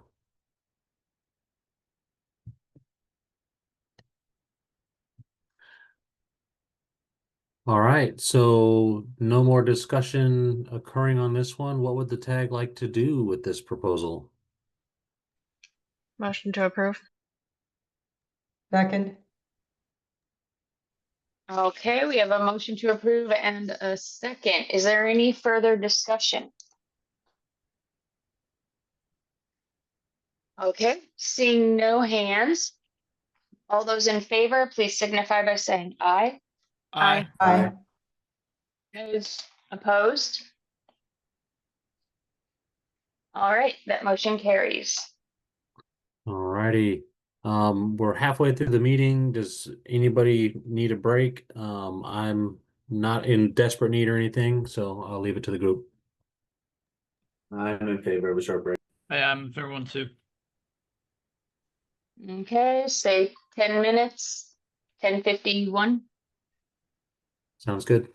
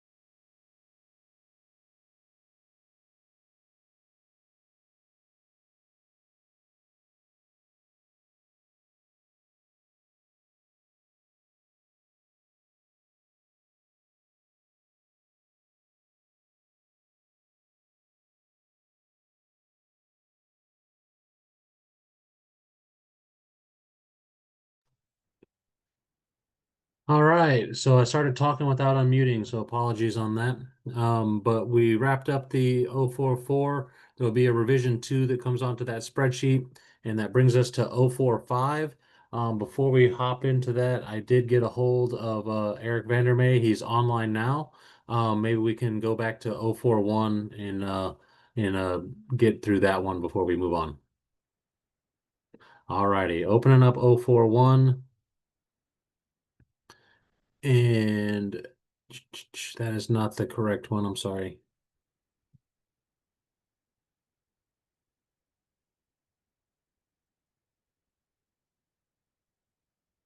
Here you go. 041. And just moving off on this one, Eric, the main question was about the definitions, and then there might be some more conversation on the content further on down in here. The habitable space definition is included in the 2024 IRC, and then they had some other questions about the interior adjacent room and adjoining space definitions as well. And I don't, Jen, go ahead. Yeah. I don't Do you know want me if to I- just?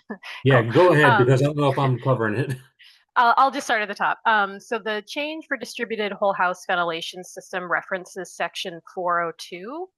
I believe section or chapter 4 in the IRC is foundations. Yeah, I think that might be from a different code. yeah, that's from the mechanical code. So yeah, we need to correct that section reference.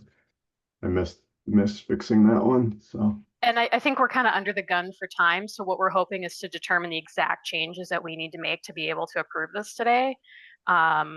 So is that another section within the IRC, or do we want to point back to the mechanical code?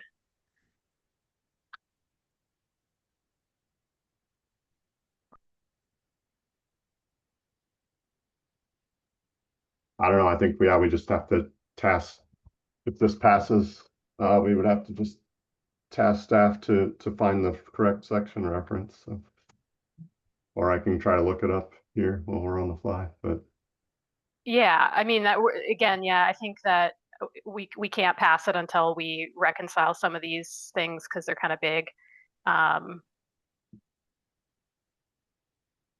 Or we okay. need to Yeah. just, or we need to just give you the feedback and let you go work on it. But if we do that, I don't think we have time to bring it in at another time and approve it, is the Okay, in issue. the past, yeah, section references, we've just always kind of taxed staff with figuring out the correct section reference. So. Okay.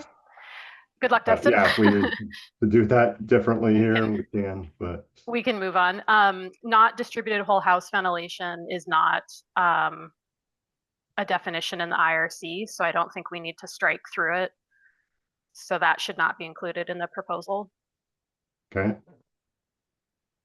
Habitable space is verbatim the existing definition in the IRC, so we just weren't sure if you were trying to make a change there or if that's another item that just should not be in the proposal. Yeah, that definition was not in the mechanical code, so it doesn't need to be in the proposal if it's already in the IRC, correct? Okay. But it was added to the mechanical code for clarification. And we also don't have the next two definitions in the IRC. Do we need them? Yep.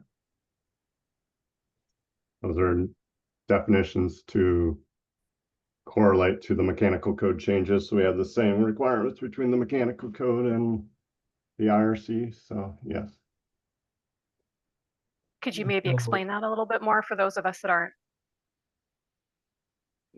don't understand why we need those? Yeah, so the clarifications that were pushed through at the mechanical code were to clarify the difference between an interior adjoining room and interior adjoining space. So yeah, those are two definitions that are used as part of the sections later on to define the proper way to ventilate those spaces. And all the discussions at the mechanical code tag were around open kitchens that are open to other adjoining spaces. And to clarify that you don't actually have to have supply going into the kitchen if it's open to other spaces. So it's providing a lot of flexibility in how ventilation gets supplied to the residences. Okay, just for me, I'm gonna go out, I'm gonna find the correct reference. I'm gonna run that by you, Eric, before I make this a final draft. I'm gonna strike all of this struck out definition because it's not showing a change needed in the IRC. We're gonna strike the habitable space. Both these next two definitions need to be shown as all underlined for bringing this as new language as a Washington amendment to the IRC. And I think that that covers it. I can wrangle all those changes. I just want to make sure that when I pick a section that you're okay with the section I pick, Eric. And then if at all possible, we could identify that section now, I would love it. But if you're tasking me with doing it, I'll do it. But I will look for some confirmation. Sounds great. I'm looking for it now. I'll see if I can find it in a second here. So.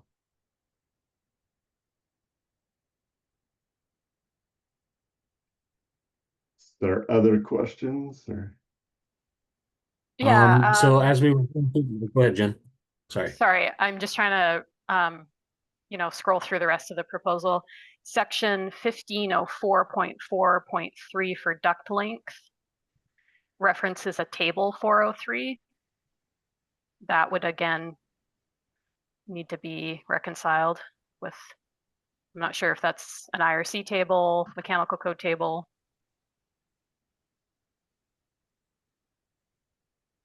Sorry, which table?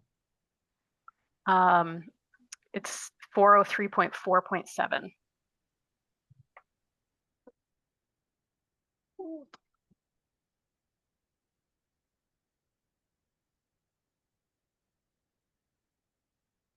So that's the table below there, 1505.4.2.4.2.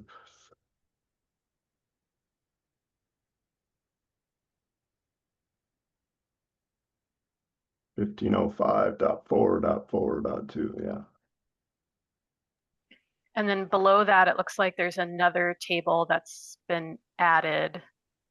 So Justin, I think we'll need to create a table number for that, unless that's part of the table above, but I don't think so. Or is that just replacing the table? Yeah, this is the new table that's been added Okay. in the mechanical code. So we're trying to match the same table between the mechanical code and the IRC. So yes, I missed those two table references that need to be fixed. Well, I think so. Will this table number up here stay the same for this new table down below? Yep. Okay. So Not there a looks problem. like there's two references to it in the preceding language that need to get fixed. Yeah. Okay. So any table what my note is for this one is table references to 403.47 should be to 1505.4.4.2. And I can wrangle those as we move forward through this one. And I think what I'll do is I'm going to strike this language and also just add it here as well above this table just to make sure that we're clear what the table number will be for that table. Okay. It looks like it references 3 different tables. Table 403.4.7 and then a 0.72 and a 0.73. So I'm assuming those were references in the mechanical code. Are they different tables that we need to have in the IRC, or do they all just need to point to this new table? Yeah, let me confirm the references. One of them should point to the table. The other one points to the airflow table. So I'll have to confirm what the references are.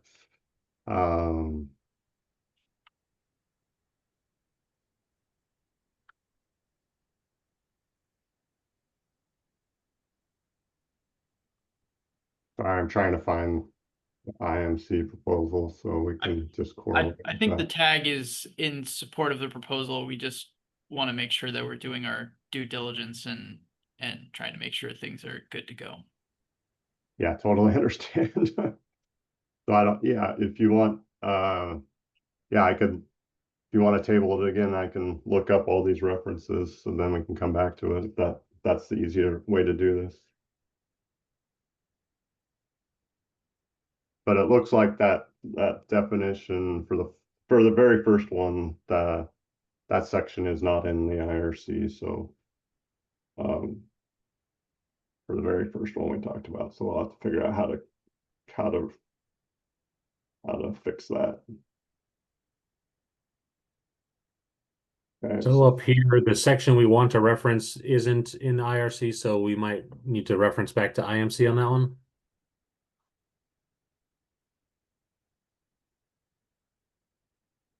yeah, we could reference the IMC section if you're willing to do that, or we have to figure out some other way of fixing it. So Okay. Mariko. So we have 9 other proposals that we're supposed to get through today. Do we think we're realistically going to get through all of them? Or if we're not, then I'd recommend that we table this one and let Eric kind of do a little bit more work on this. I mean, if we think we can get through all of them today, and then that's fine too, but 9. I would say at the rate we've been going, some of the faster ones can happen in about 5 to 10 minutes. I don't think that it's likely we'll go through all of those today. In addition, let me show the spreadsheet. Earlier this morning, as other business, something that down here, this isn't something that anybody has to see just yet, but this morning I was made aware of a proposal that was received within our proposal window that did not make it onto our spreadsheet. So it hasn't been first read or anything. And I don't think that it would be appropriate to take final action on it today for the first time it's been introduced. So I have one more proposal outside of the 9 more that we've got going today to bring before this group. And so, everything's said and done. It looks like we're not going to wrap this and make a final recommendation for the BFRW today. And so I would be hoping there's already meetings on the calendar for a IRC tag meeting on Tuesday. So I think that that's the day that we're pointing to try to wrap up the proposal review.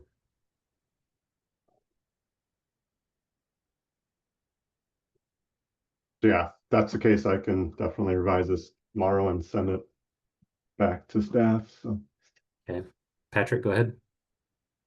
For that proposal that was missed, I'm guessing since it wasn't on the original docs, it was never forwarded to us by the council.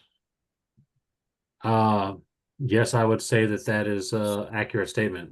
So the council, So it's something that I just got this morning, and so I appreciate bringing that up because it adds another nuance that I hadn't anticipated. So if they forward it to us, in order for them to take action on again, we would have to approve it. Just pointing that out. So it's unfortunate that it was missed at this juncture. Yes, I'm sympathetic. That makes it very difficult for anything to happen on it. In terms of whether or not we finish today, I think there's a possibility we could if we move quickly through things. If we take another meeting, it's going to really reduce the likelihood of everything getting done on time for October 1st. correct. So, do we have to take action on this, or can we just start talking about the other proposals and then come back to this if we don't get it done by the end of the meeting? I guess my desire for the one we're discussing right now would be to make sure that we've talked it all the way through, and if we're going to send it back for revision, that Eric knows anything else that might come up. So we went through most of that language, and come on, get off the screen. And Is there any other comment on this document that we were reviewing for Eric to potentially look at? Right now, if we were to move this forward, I would be trying to make those changes, and then, as a last look on this one, when we bring that, we could do the correlation on this at the correlation committee and try to get the numbers all squared away there as a final look. But I defer to the tag to decide what's best for them. Would the tag be comfortable if we approve this with recommendation for the committee to correlate the changes?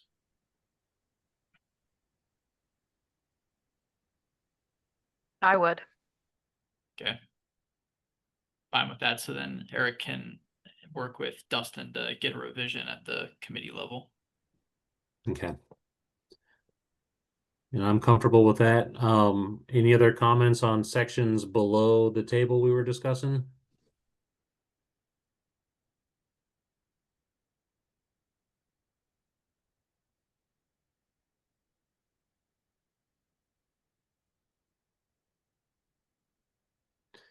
That is the end of it.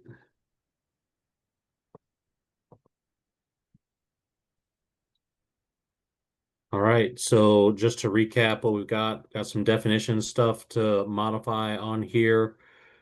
And then table references in 1505.4.4.3, we've identified what should be for 403.4.7, but we're hanging out there on 403.4.7.2, 403.4.7.3, and also the correct reference in the distributed whole house ventilation reference to 402.3. But is there any heartburn referencing the mechanical code in that definition, or do we want to try to bring the appropriate section into the IRC to reference?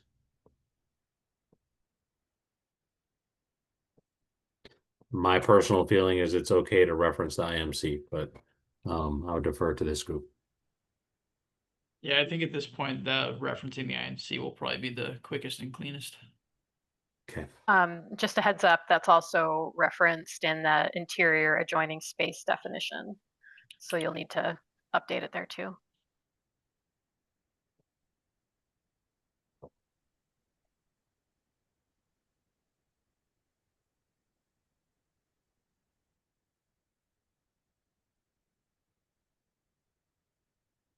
Okay.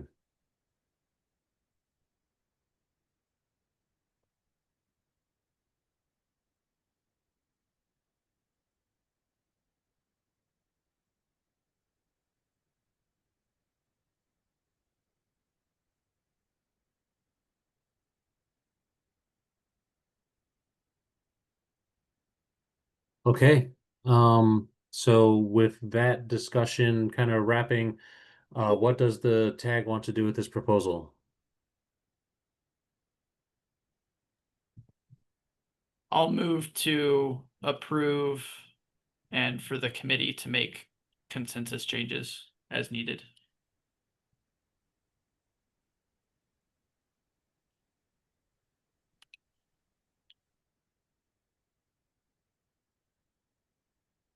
I second we that have motion. Okay. Can you guys hear me okay?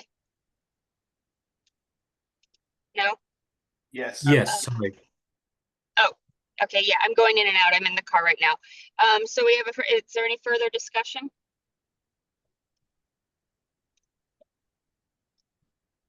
All right, seeing none.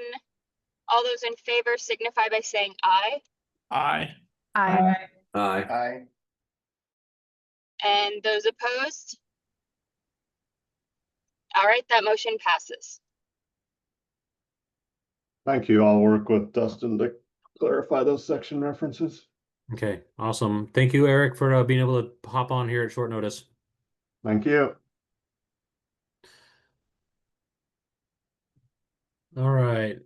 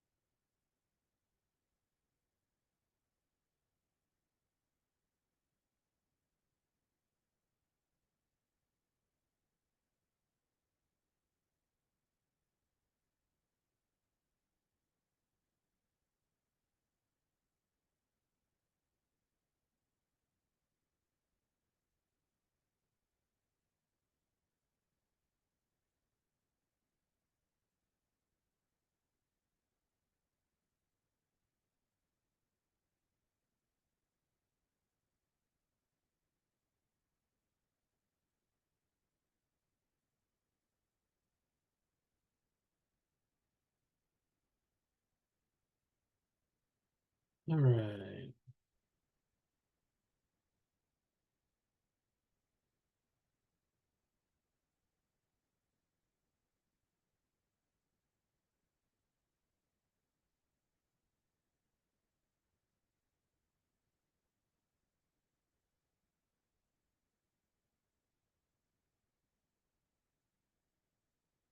All right, that brings us to 045 dwelling unit fire sprinkler systems. Let me pop that one open. So after our first reading on this one, we didn't ask for any revisions. And there it is. Okay, sorry. And so some comment that I did hear on this one was making sure that all the references across the code to Appendix AWU are cleaned up and then therefore reference Section P2904. But Patrick, if you want to present this one? Yeah, I'm 99.99% sure I got all references corrected. But I think if there's any that were missed, that would be a editorial cleanup that could happen. But yeah, basically we're keeping P2904 and then removing Appendix AWU and having everything point to P294 instead, just so that it's clearer and cleaner when you go through the code, and then adjusting the adoption language to make that more clear that P2904 within Chapter 29 is adopted.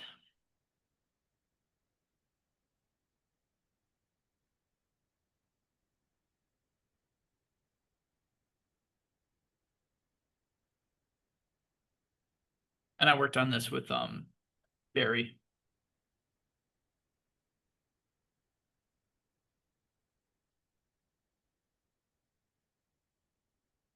Yep. All right, any comments or questions for Patrick?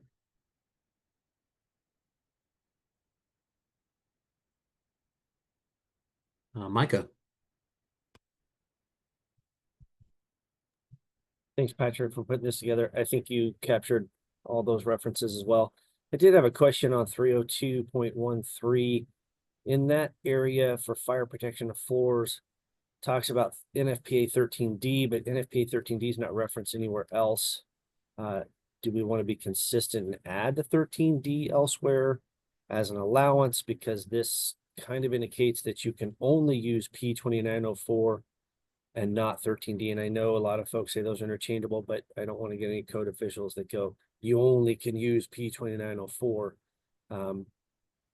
Just a curiosity question there. Again, that's the only place the NFPA 13D is mentioned, and maybe if one of the fire folks has better input than myself on that, may be helpful, but that was my one concern here, especially when you get into the Appendix AWV, where it allows the jurisdiction to only adopt P2904 and not the 13D systems.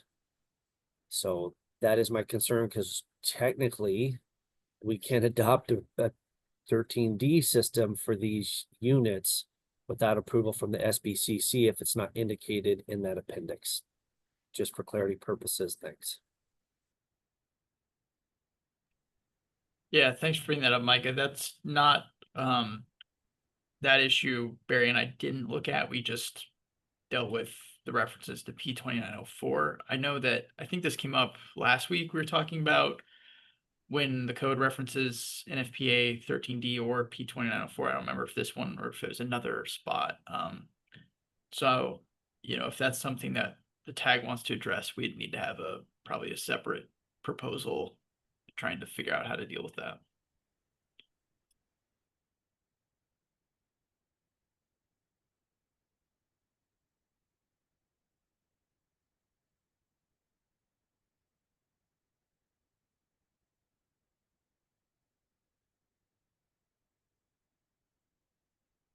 Micah.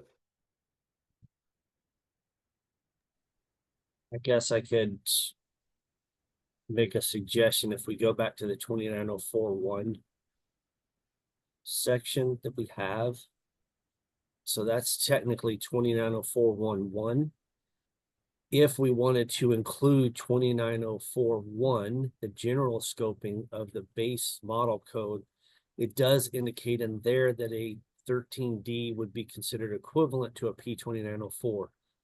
Again, it's probably just technical semantics on the appendix AWV for the jurisdiction. But if we're not adopting 2904.1, there may be some discussion on that from folks, and I just want to make sure it's clear and consistent.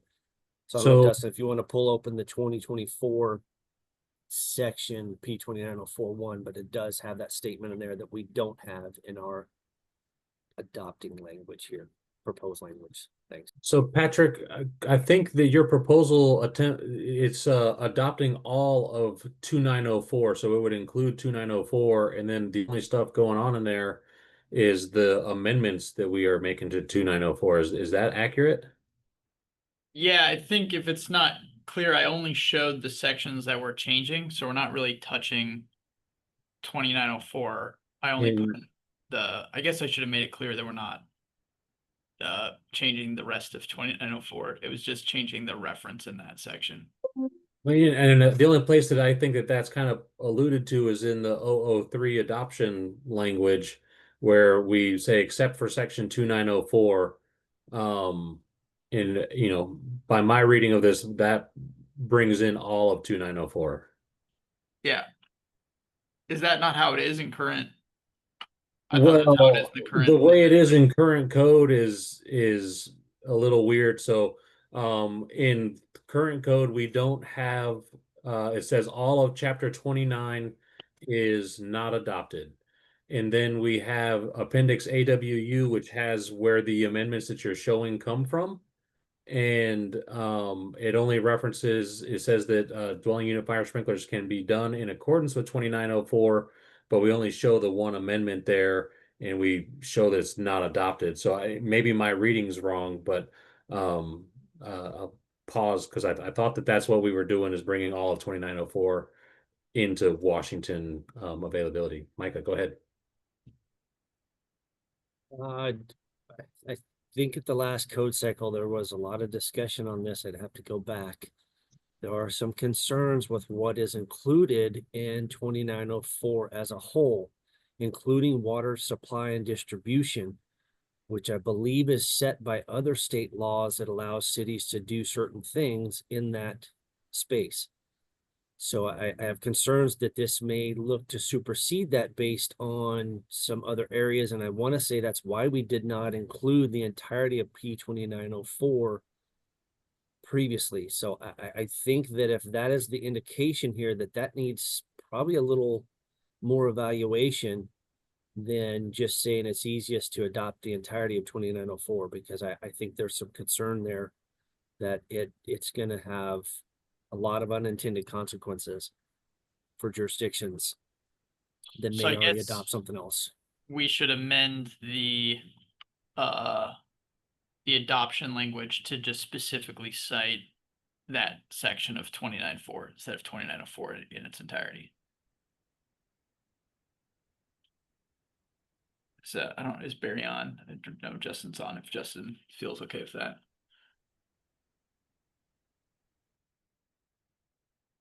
Jen, go ahead. My original suggestion was to just say that we adopt chapter 29 because there's a part of it that we're using. And then when you go to chapter 29, you discover it's been heavily amended. And the only thing that's there is that section. But I still think it's weird to say we don't even adopt this chapter, well, except for this one part.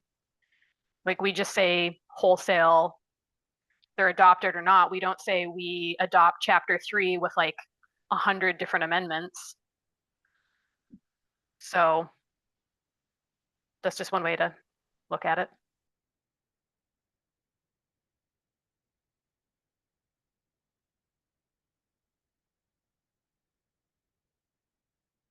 Angela.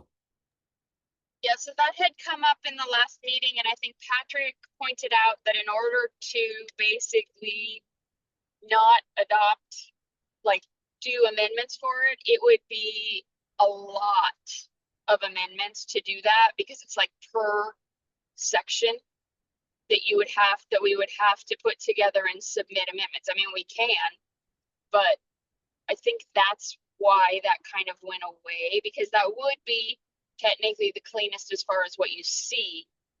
But again, it's a big lift. Or we could just give it its own, just think of it as its own standalone thing where, you know, it's forget that it came from chapter 29. That's just completely struck, but then we have this new section that we've added. Otherwise, in this language, you could just say the way you have it here, you know, we're not adopting chapter 29 except for section P2 904 as amended, or because we want them to reference the amended version here, right? And not go back to the original. Is that the concern? I believe so, yes. I don't know if as amended is enough to sort of explain that. We could do P2904.1.1 as amended.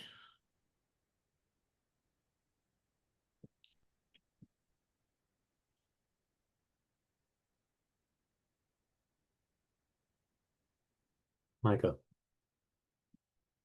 I would still think you'd need to include the 2904.1 to capture the 13D language as equivalent. But yeah, I think I agree. The amendments would be extensive, and then a lot of correlation would need to occur. Or if you adopted the whole thing, I just think it'd be an issue. But thanks for the input and thoughts. Thanks for the work, Pat.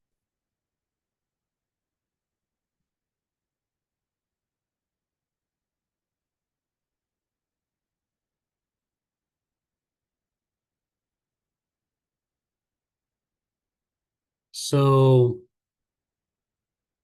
it looks like in the current code,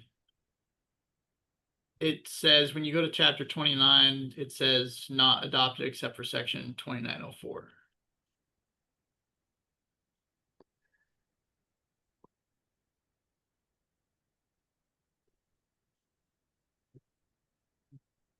So I don't know if that's an error with how we submitted it to the ICC or what. well, in our WAC, we have this. So that would be what's accurate. And then, you know, we have the current, this is what we're essentially striking, is this appendix, which is the same language that's in the other section.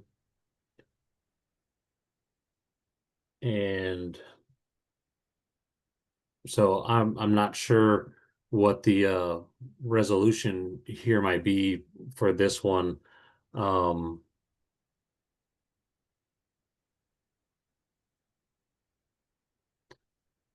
Angela, go ahead. So the appendix that we're striking, is that the 2904.1 language that we want to Yes. keep? Then why don't we simply not adopt 29 and anywhere where you're referring to that, keep the appendix and refer to it?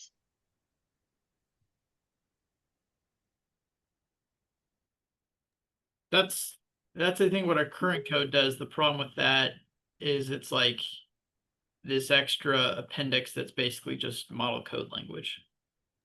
Well, except that the current code in the preface or whatever says 29 is not adopted, but then we have a WAC that shows part of 29 that's been heavily changed. So, I mean, it's one of those where either we do a bunch of amendments to scratch all of 29 except for this small section, or kind of like Jen said, create a new section, which is what that appendix kind of does. What if we officially didn't adopt 2904 and struck our amendment to that chapter? That way it's not included in the texts that we publish out. we maintain the appendix AWU, renumber it as appropriate for the new model code or for the new code layout. And I would say most of this we wouldn't need to make the change. Or I guess in these, we would have to say appendix AWU in all the places that we've changed it to P2904 and essentially leave 003 alone, I'm thinking. Literally all we need to do is just change the references in this document to apply specifically to that 2904.1.1. Right? And this works. Except that if you do that, then you have to redact all of 29, because currently 29 is not adopted. So if you only want action to apply, we're going to have to do proposals to remove the rest of the chapter. Well, it's just like with if we say 29 except for section P2904.1.1, then like we don't have to say every part of 29 we don't adopt. Same thing with the other parts of 2904 we don't adopt. It's just the one part that we adopt. And right? as far as the challenge to the amendment section there, I think it could be done fairly easily if we keep what we got going here. The rule drafting document will say, you know, sections 2904.1 through 290, whatever the sections are at the beginning and whatever the sections are at the end, we just have a blanket, those are not adopted. And then in the draft for the IRC, that same language will appear there above and below 2904.1.1. I think that sounds good. Micah. Sorry, I'm trying to process what you just said, Dustin. I think that'll work, but yeah, I'll let it go. I definitely think we need to include 2904.1 and 1.1, but I don't know how to do that. I think Angela said it best. We may just want to modify how we are using AWU and the section number there. I do want to point out that the only change in that section for us from model code, I believe, is the uninhabitable word. Yes. For the attics and where it's required. So it's an interesting conversation process. Gotta love it. Thanks, everybody. The thought process that Barry and I had was, you know, we know that Appendix U comes from P2904, but over time, those could change or something. And then you go, well, why do we have Appendix U? When it's easier, when it's like, it's mostly just model code language. Yeah, it's a little more work to get the references right, but the intent is to adopt just that part of the model code language. That's what we should try to do instead of trying to pull it out and make it its own thing. So, I mean, that was Barry and I's recommendation. If the tag wants to do otherwise, then that's the tag's prerogative.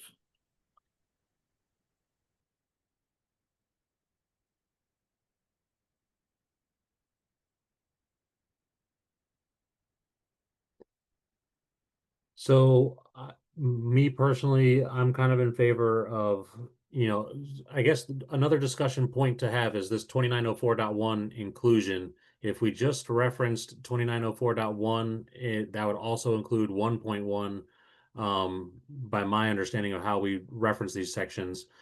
And we strike the appendix and adjust all the references to 2904.1 or 1.1 as appropriate. I think that is probably the cleaner. I think having the appendix AWU hanging out there with the exact same language that's modified elsewhere, we're reducing overall amendment, I believe, by taking this action. I'm happy to talk more with Mike and Barry about including 2904.1. I don't, if the state wasn't, I think Barry and I's intent was just to bring in what was in the appendix, which the 0.1 is not in the appendix. So if we want to look at that and suggest it at the committee level or in public comment, I'm happy to work on that. But today, not having reviewed that completely, I don't really feel like amending this to include the 0.1 right now.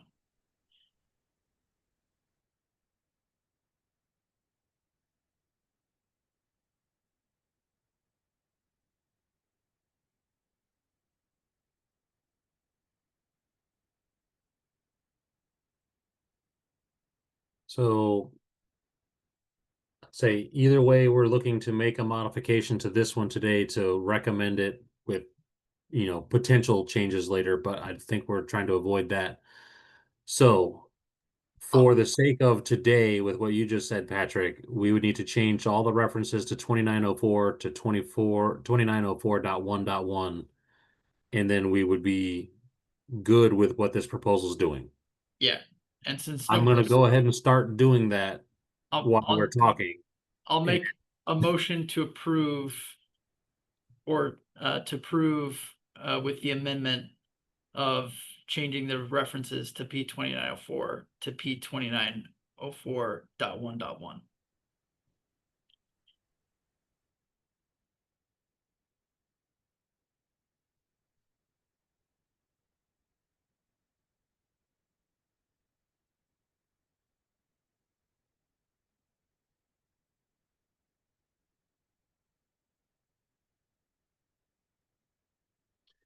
All right. Angela, not sure if you're here. Before I call on you, Micah, do we have a second on that motion?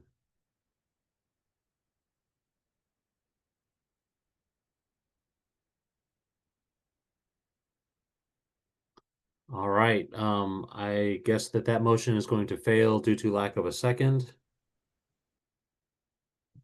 Micah, go ahead. So I was trying to jump in before you got a second, because I'm technically not on the tag, and once you get that, I'm not sure I can jump in. I appreciate Patrick on this. I'd be happy to work with you on it. I think though, Patrick, if you modified your motion to include the 29041 to make sure you capture the 13D language, I think it would be exceptionally beneficial. That's a correlation issue that was missed last cycle that I think needs to occur. I would assume that the building industry wants options of the sprinkler systems that can be installed, not just only a 2904 system. And this would explicitly state that jurisdictions that are adopting this would allow the 13D to be equivalent to the 2904 system and not only have to do a 2904 system without the additional sections of 2904 adopted at the state level. So just some thoughts on that. Appreciate it.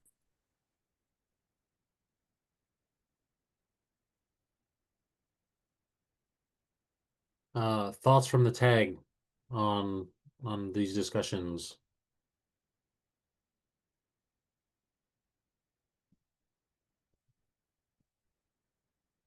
Everybody didn't lose connection or something, correct? Okay. So hearing that a motion to change the references to make this work a little bit better didn't get a second is, I think the discussion today has uncovered that the proposal as it sits right now isn't ready with the references today. Is there any other action that this tag wants to entertain on this proposal?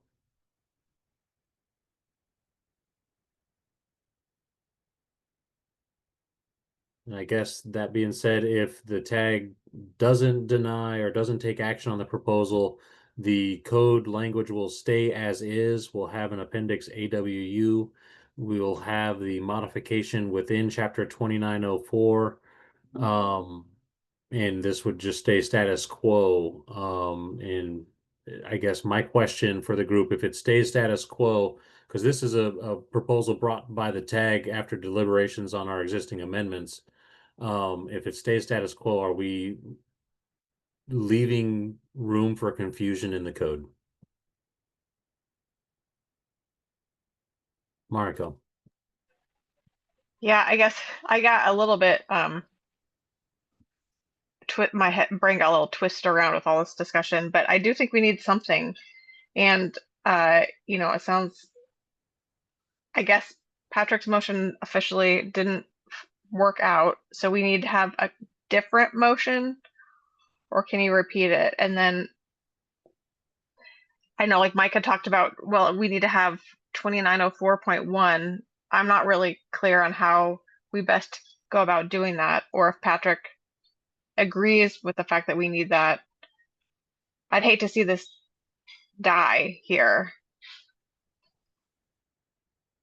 Well, I guess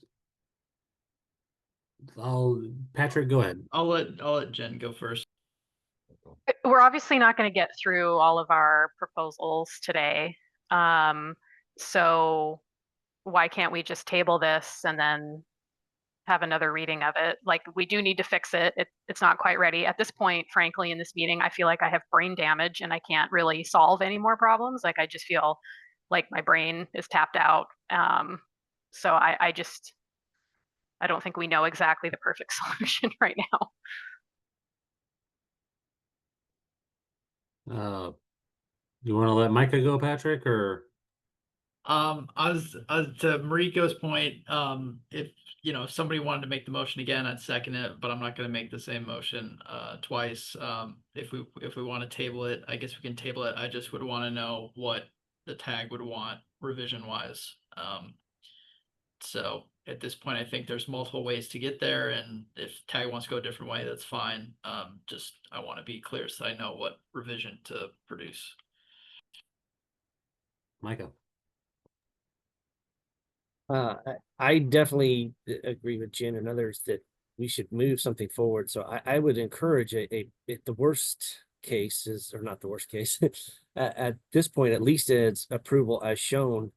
And then it can be modified in PC if we need to. I can work on that. Again, Patrick, I think indicated working with me and Barry, I think you indicated as well, worked on this to further modify if needed. And if we can't come to an agreement, I or Wabo or somebody may come back and work with fire folks and see if we can get the NFPA 13D included in this some way, shape, or form. But I would encourage approval. Again, I didn't want to derail it either. I think Mariko mentioned that. I don't want to derail it, but I think it needs some still further improvement. That's fair. That's what we've done with another proposal. I will make the motion to approve it with the caveat that there's going to be some edits to include 2904.1. Was that, so just did I get that right? Well, I believe that you got the references right, but I guess my question is the motion you're making that those edits will occur before this goes to CR 102, or will those edits occur as a result of public comment process as we make our filing for CR 103?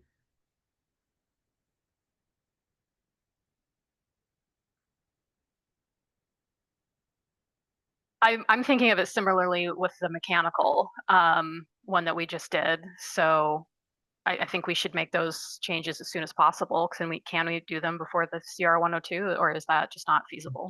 Technically, yes, we can, but right now the SBCC works in the way that most of the wordsmithing and technical input happens at the tag level, and this is all recommended up the chain. I think that the more we depart from putting forward a proposal that's as complete as possible, and I know we're kind of at that stage right now, that bringing it to the BFRW committee or a correlation committee, I would like to try to avoid as much of that, we're kicking the can down the road actions, but I think it's okay to have that happen before we file CR 102 as well. So I don't want to suggest that I don't want that to happen. Just try to stray away from it. Angela.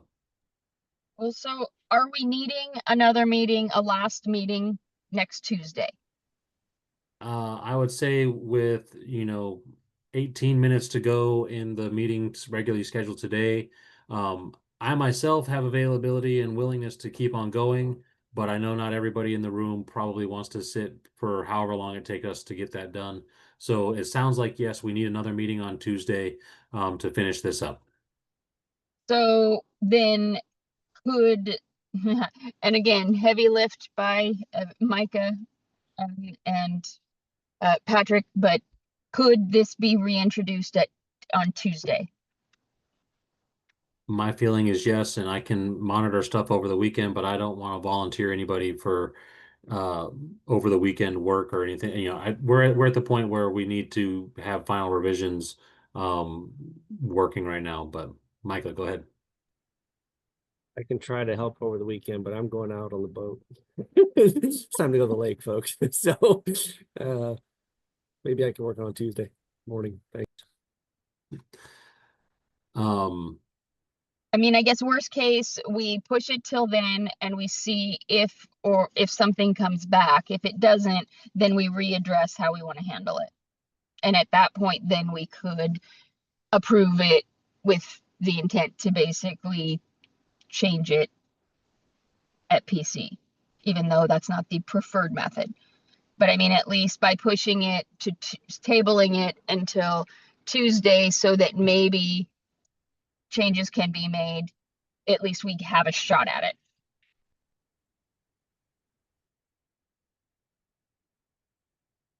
So, Jen, do you want to just modify your motion to table this till Tuesday? Yes, I make a motion to table this until Tuesday.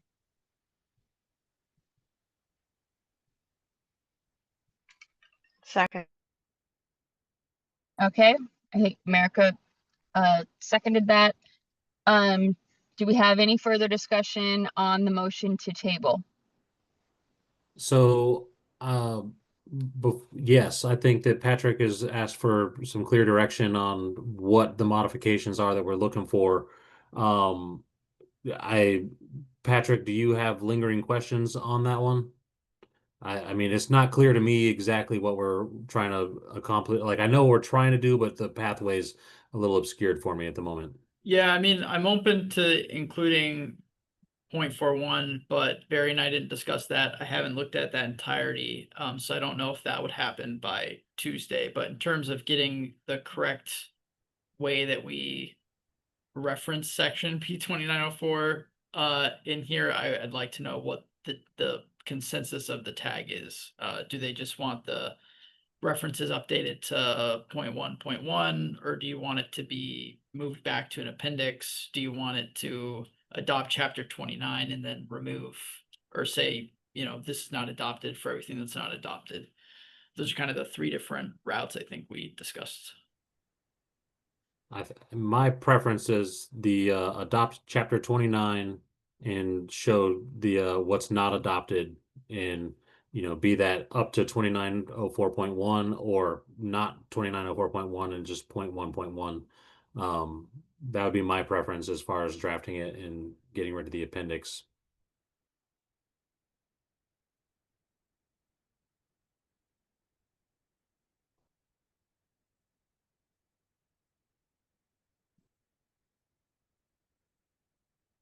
All right. Does that make sense to you, Patrick?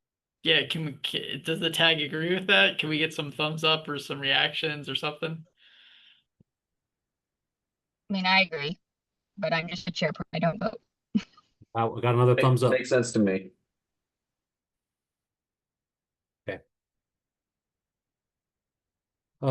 Is a quiet consensus on that one. So, I guess that's all that I wanted to make sure is clarified. We didn't vote. Yeah, I was gonna say we're ready for Yeah, that. is there any more? Oh, okay. Thanks. Oh, is there any more discussion that somebody wanted to have on the table? All right. Quinn. So all those in favor Quinn of the has motion hand up. signify. Oh, Quinn, sorry. No worries. And sorry, I stepped in recently because I had so many customers today. It's been one of those mornings. So I apologize if I'm not getting this right, but if we modify it based on what you guys are all saying, you know, whether it's 2904.1 or 2904.1.1, would we need to correlate with all the rest of the code where, like my adult family home ones, where I reference just P2904 or 13D? would those need to be correlated to reflect this change? So every other section where we're referencing 2904, do we need to change it to 2904.1 or 0.1.1? So, just a cleanup. Or do we not need to? That's my general question. I don't think that we need to go back and change the proposals, but as we draft all these documents together, that kind of correlation should be occurring on the staff level and then get approved, through the CR 102 process. At least that's my hope, is that we can catch the correlation issues that arise from the different proposals in that one. But, we could go back and modify proposals, but I'm hoping to not do that. Okay, thanks.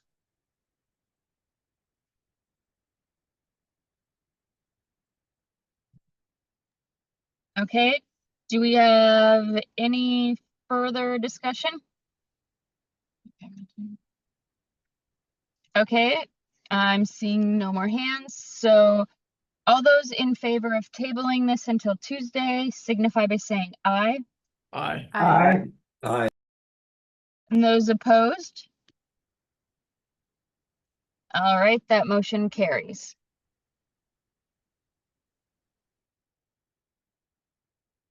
Looks like we have 11 minutes left to try to cover something else.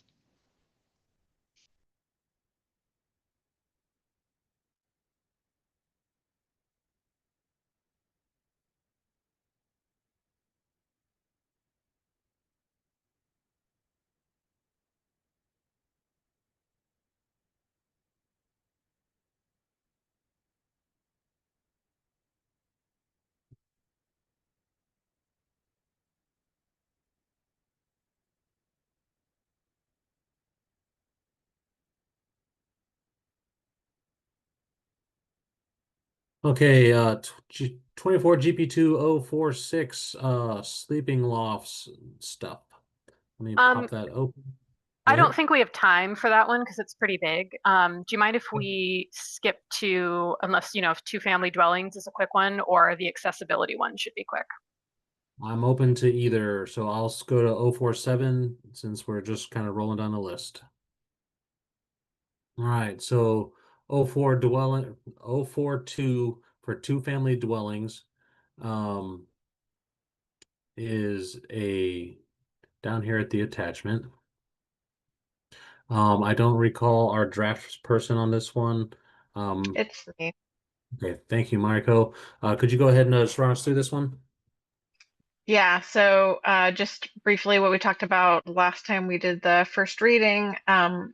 The 2021 IRC was like a really small section for two-family dwellings, and Washington had heavily amended this section. The 2024 IRC changed a lot of their stuff. A lot of it aligned with what we were already doing, not like a section by section alignment, but the basic content was pretty aligned. So this tries to base this section now on model code, but making sure any amendments that we had are carried forward as needed. So it should align with it. We shouldn't be losing anything our amendments had. Gotcha. Angela. So we had the we approved changes to the 302.1, I believe. The very top that 302.3, sorry. This is where we approved changes to that was the existing state amendment, where we took out the shall not be considered a separate dwelling unit. Is that right? Within it shall not be considered. Yeah. So will that mesh with this to change that section? It doesn't currently mesh because this was submitted before we voted on yours, and it also doesn't mesh with the vertical stacked one that we also approved, right? The removal of the stacked unit. We approved that one also. So this doesn't align with that. I'm assuming that gets reconciled after here. But yeah, I'm happy to change this. to match for Tuesday if we need to. Well, but I'm that's kind of what I was asking was, I mean, will those that we approved from the public proposals kind of supersede and fix the existing language that we're doing for the tag submittals? I mean, it's kind of a Dustin question. I would say yes, that'll get taken care of in the drafting of all this. If the intent of this proposal was other than carrying forward our state amendment into a new section and reorganization, then that answer might change a little bit.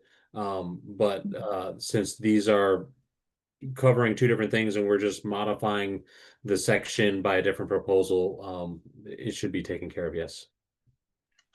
I'm also happy to clean it up here if that'll make it more clear. Since we're having to vote on stuff Tuesday. We can do that. Maybe, yeah, I guess motion correlate this one with that other proposal for final movement on Tuesday. But I think before we made that motion, I wanted to know that the tag's okay with the way this is organized in the 2024 code, and then talk about the modification by the other proposal Tuesday. I mean, if it's not necessary, then I mean, I don't want to put more work on anybody other than maybe you, Dustin. So, but if this works this way, and it kind of gets put together in correlation, and when the CR gets released, then I mean, I don't think we need to take the time to bring it back on Tuesday. I mean, I'm not trying to pack that meeting just to pack it. So, I mean, I'm fine with it like this, as long as things just get kind of correlated together. I'm confident that that can occur, with, the notes on this. This is just a mainly editorial proposal that's needed because the sections have moved around and been renumbered and stuff.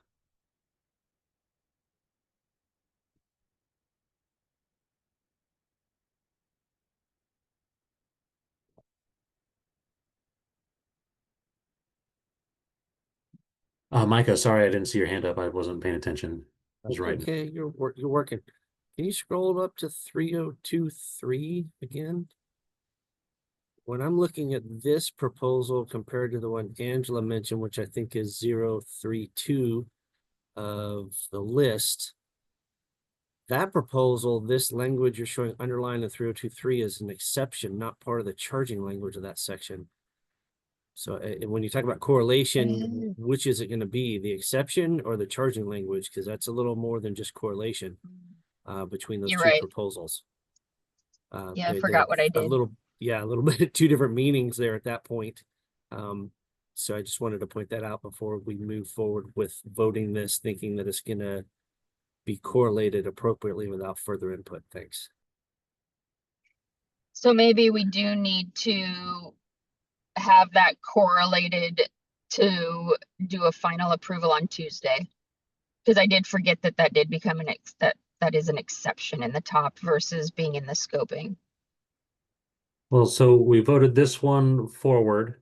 I'm happy to make the revision to make the 3023 in the proposal we're discussing now, number 047, to look like what we have going on here. I can bring this language forward to that. As long as the tag is good with that, basically using it as the exception as we previously approved. Then again, if that's the easiest way to do it, then yeah. And then there's less chance that there's transcription errors as well. So, I'm happy to reduce the brain power needed later for myself.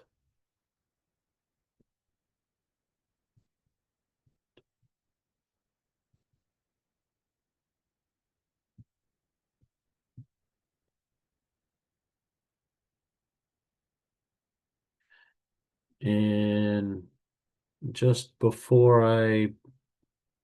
come on, play nice.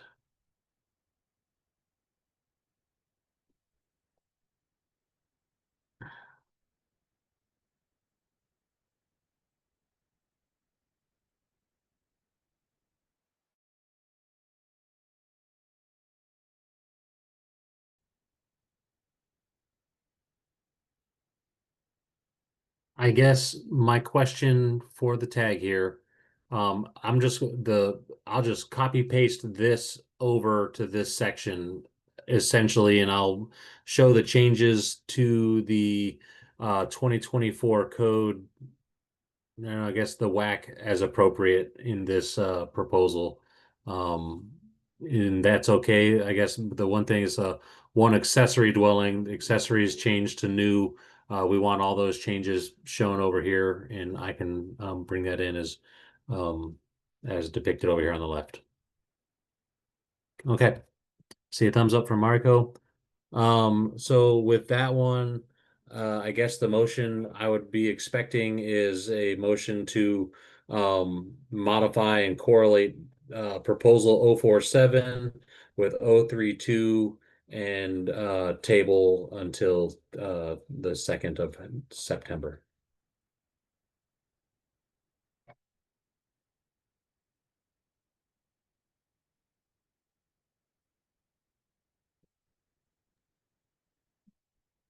Okay. Anybody want to make that motion? Patrick. I'll move to table all remaining proposals to the next meeting. Seconded. As well as this one after it's correlated. Yeah. Is that what?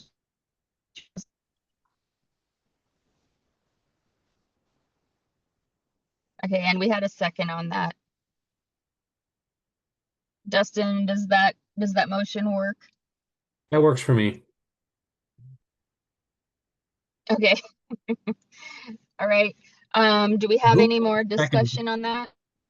Who was the second on that? I was busy writing and missed who unmuted. That was Jen. All right, thank you.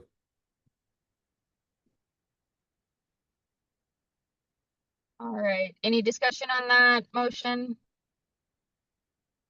All right, seeing no hands. All those in favor signify by saying aye.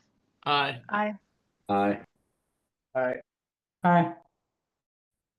Any opposed? All right, looks like we are that approved, so we will be tabling the rest of the items. Was there any other business, Dustin, that you needed to do before we wrap up?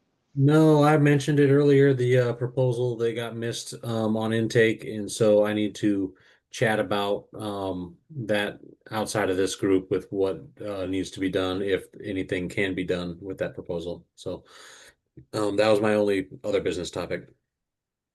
Okay. All right, then this meeting is adjourned and we will see everybody next Tuesday. Correct, 9 a.m. All right. Thanks, everybody. Thanks, Thank I you. appreciate the time today.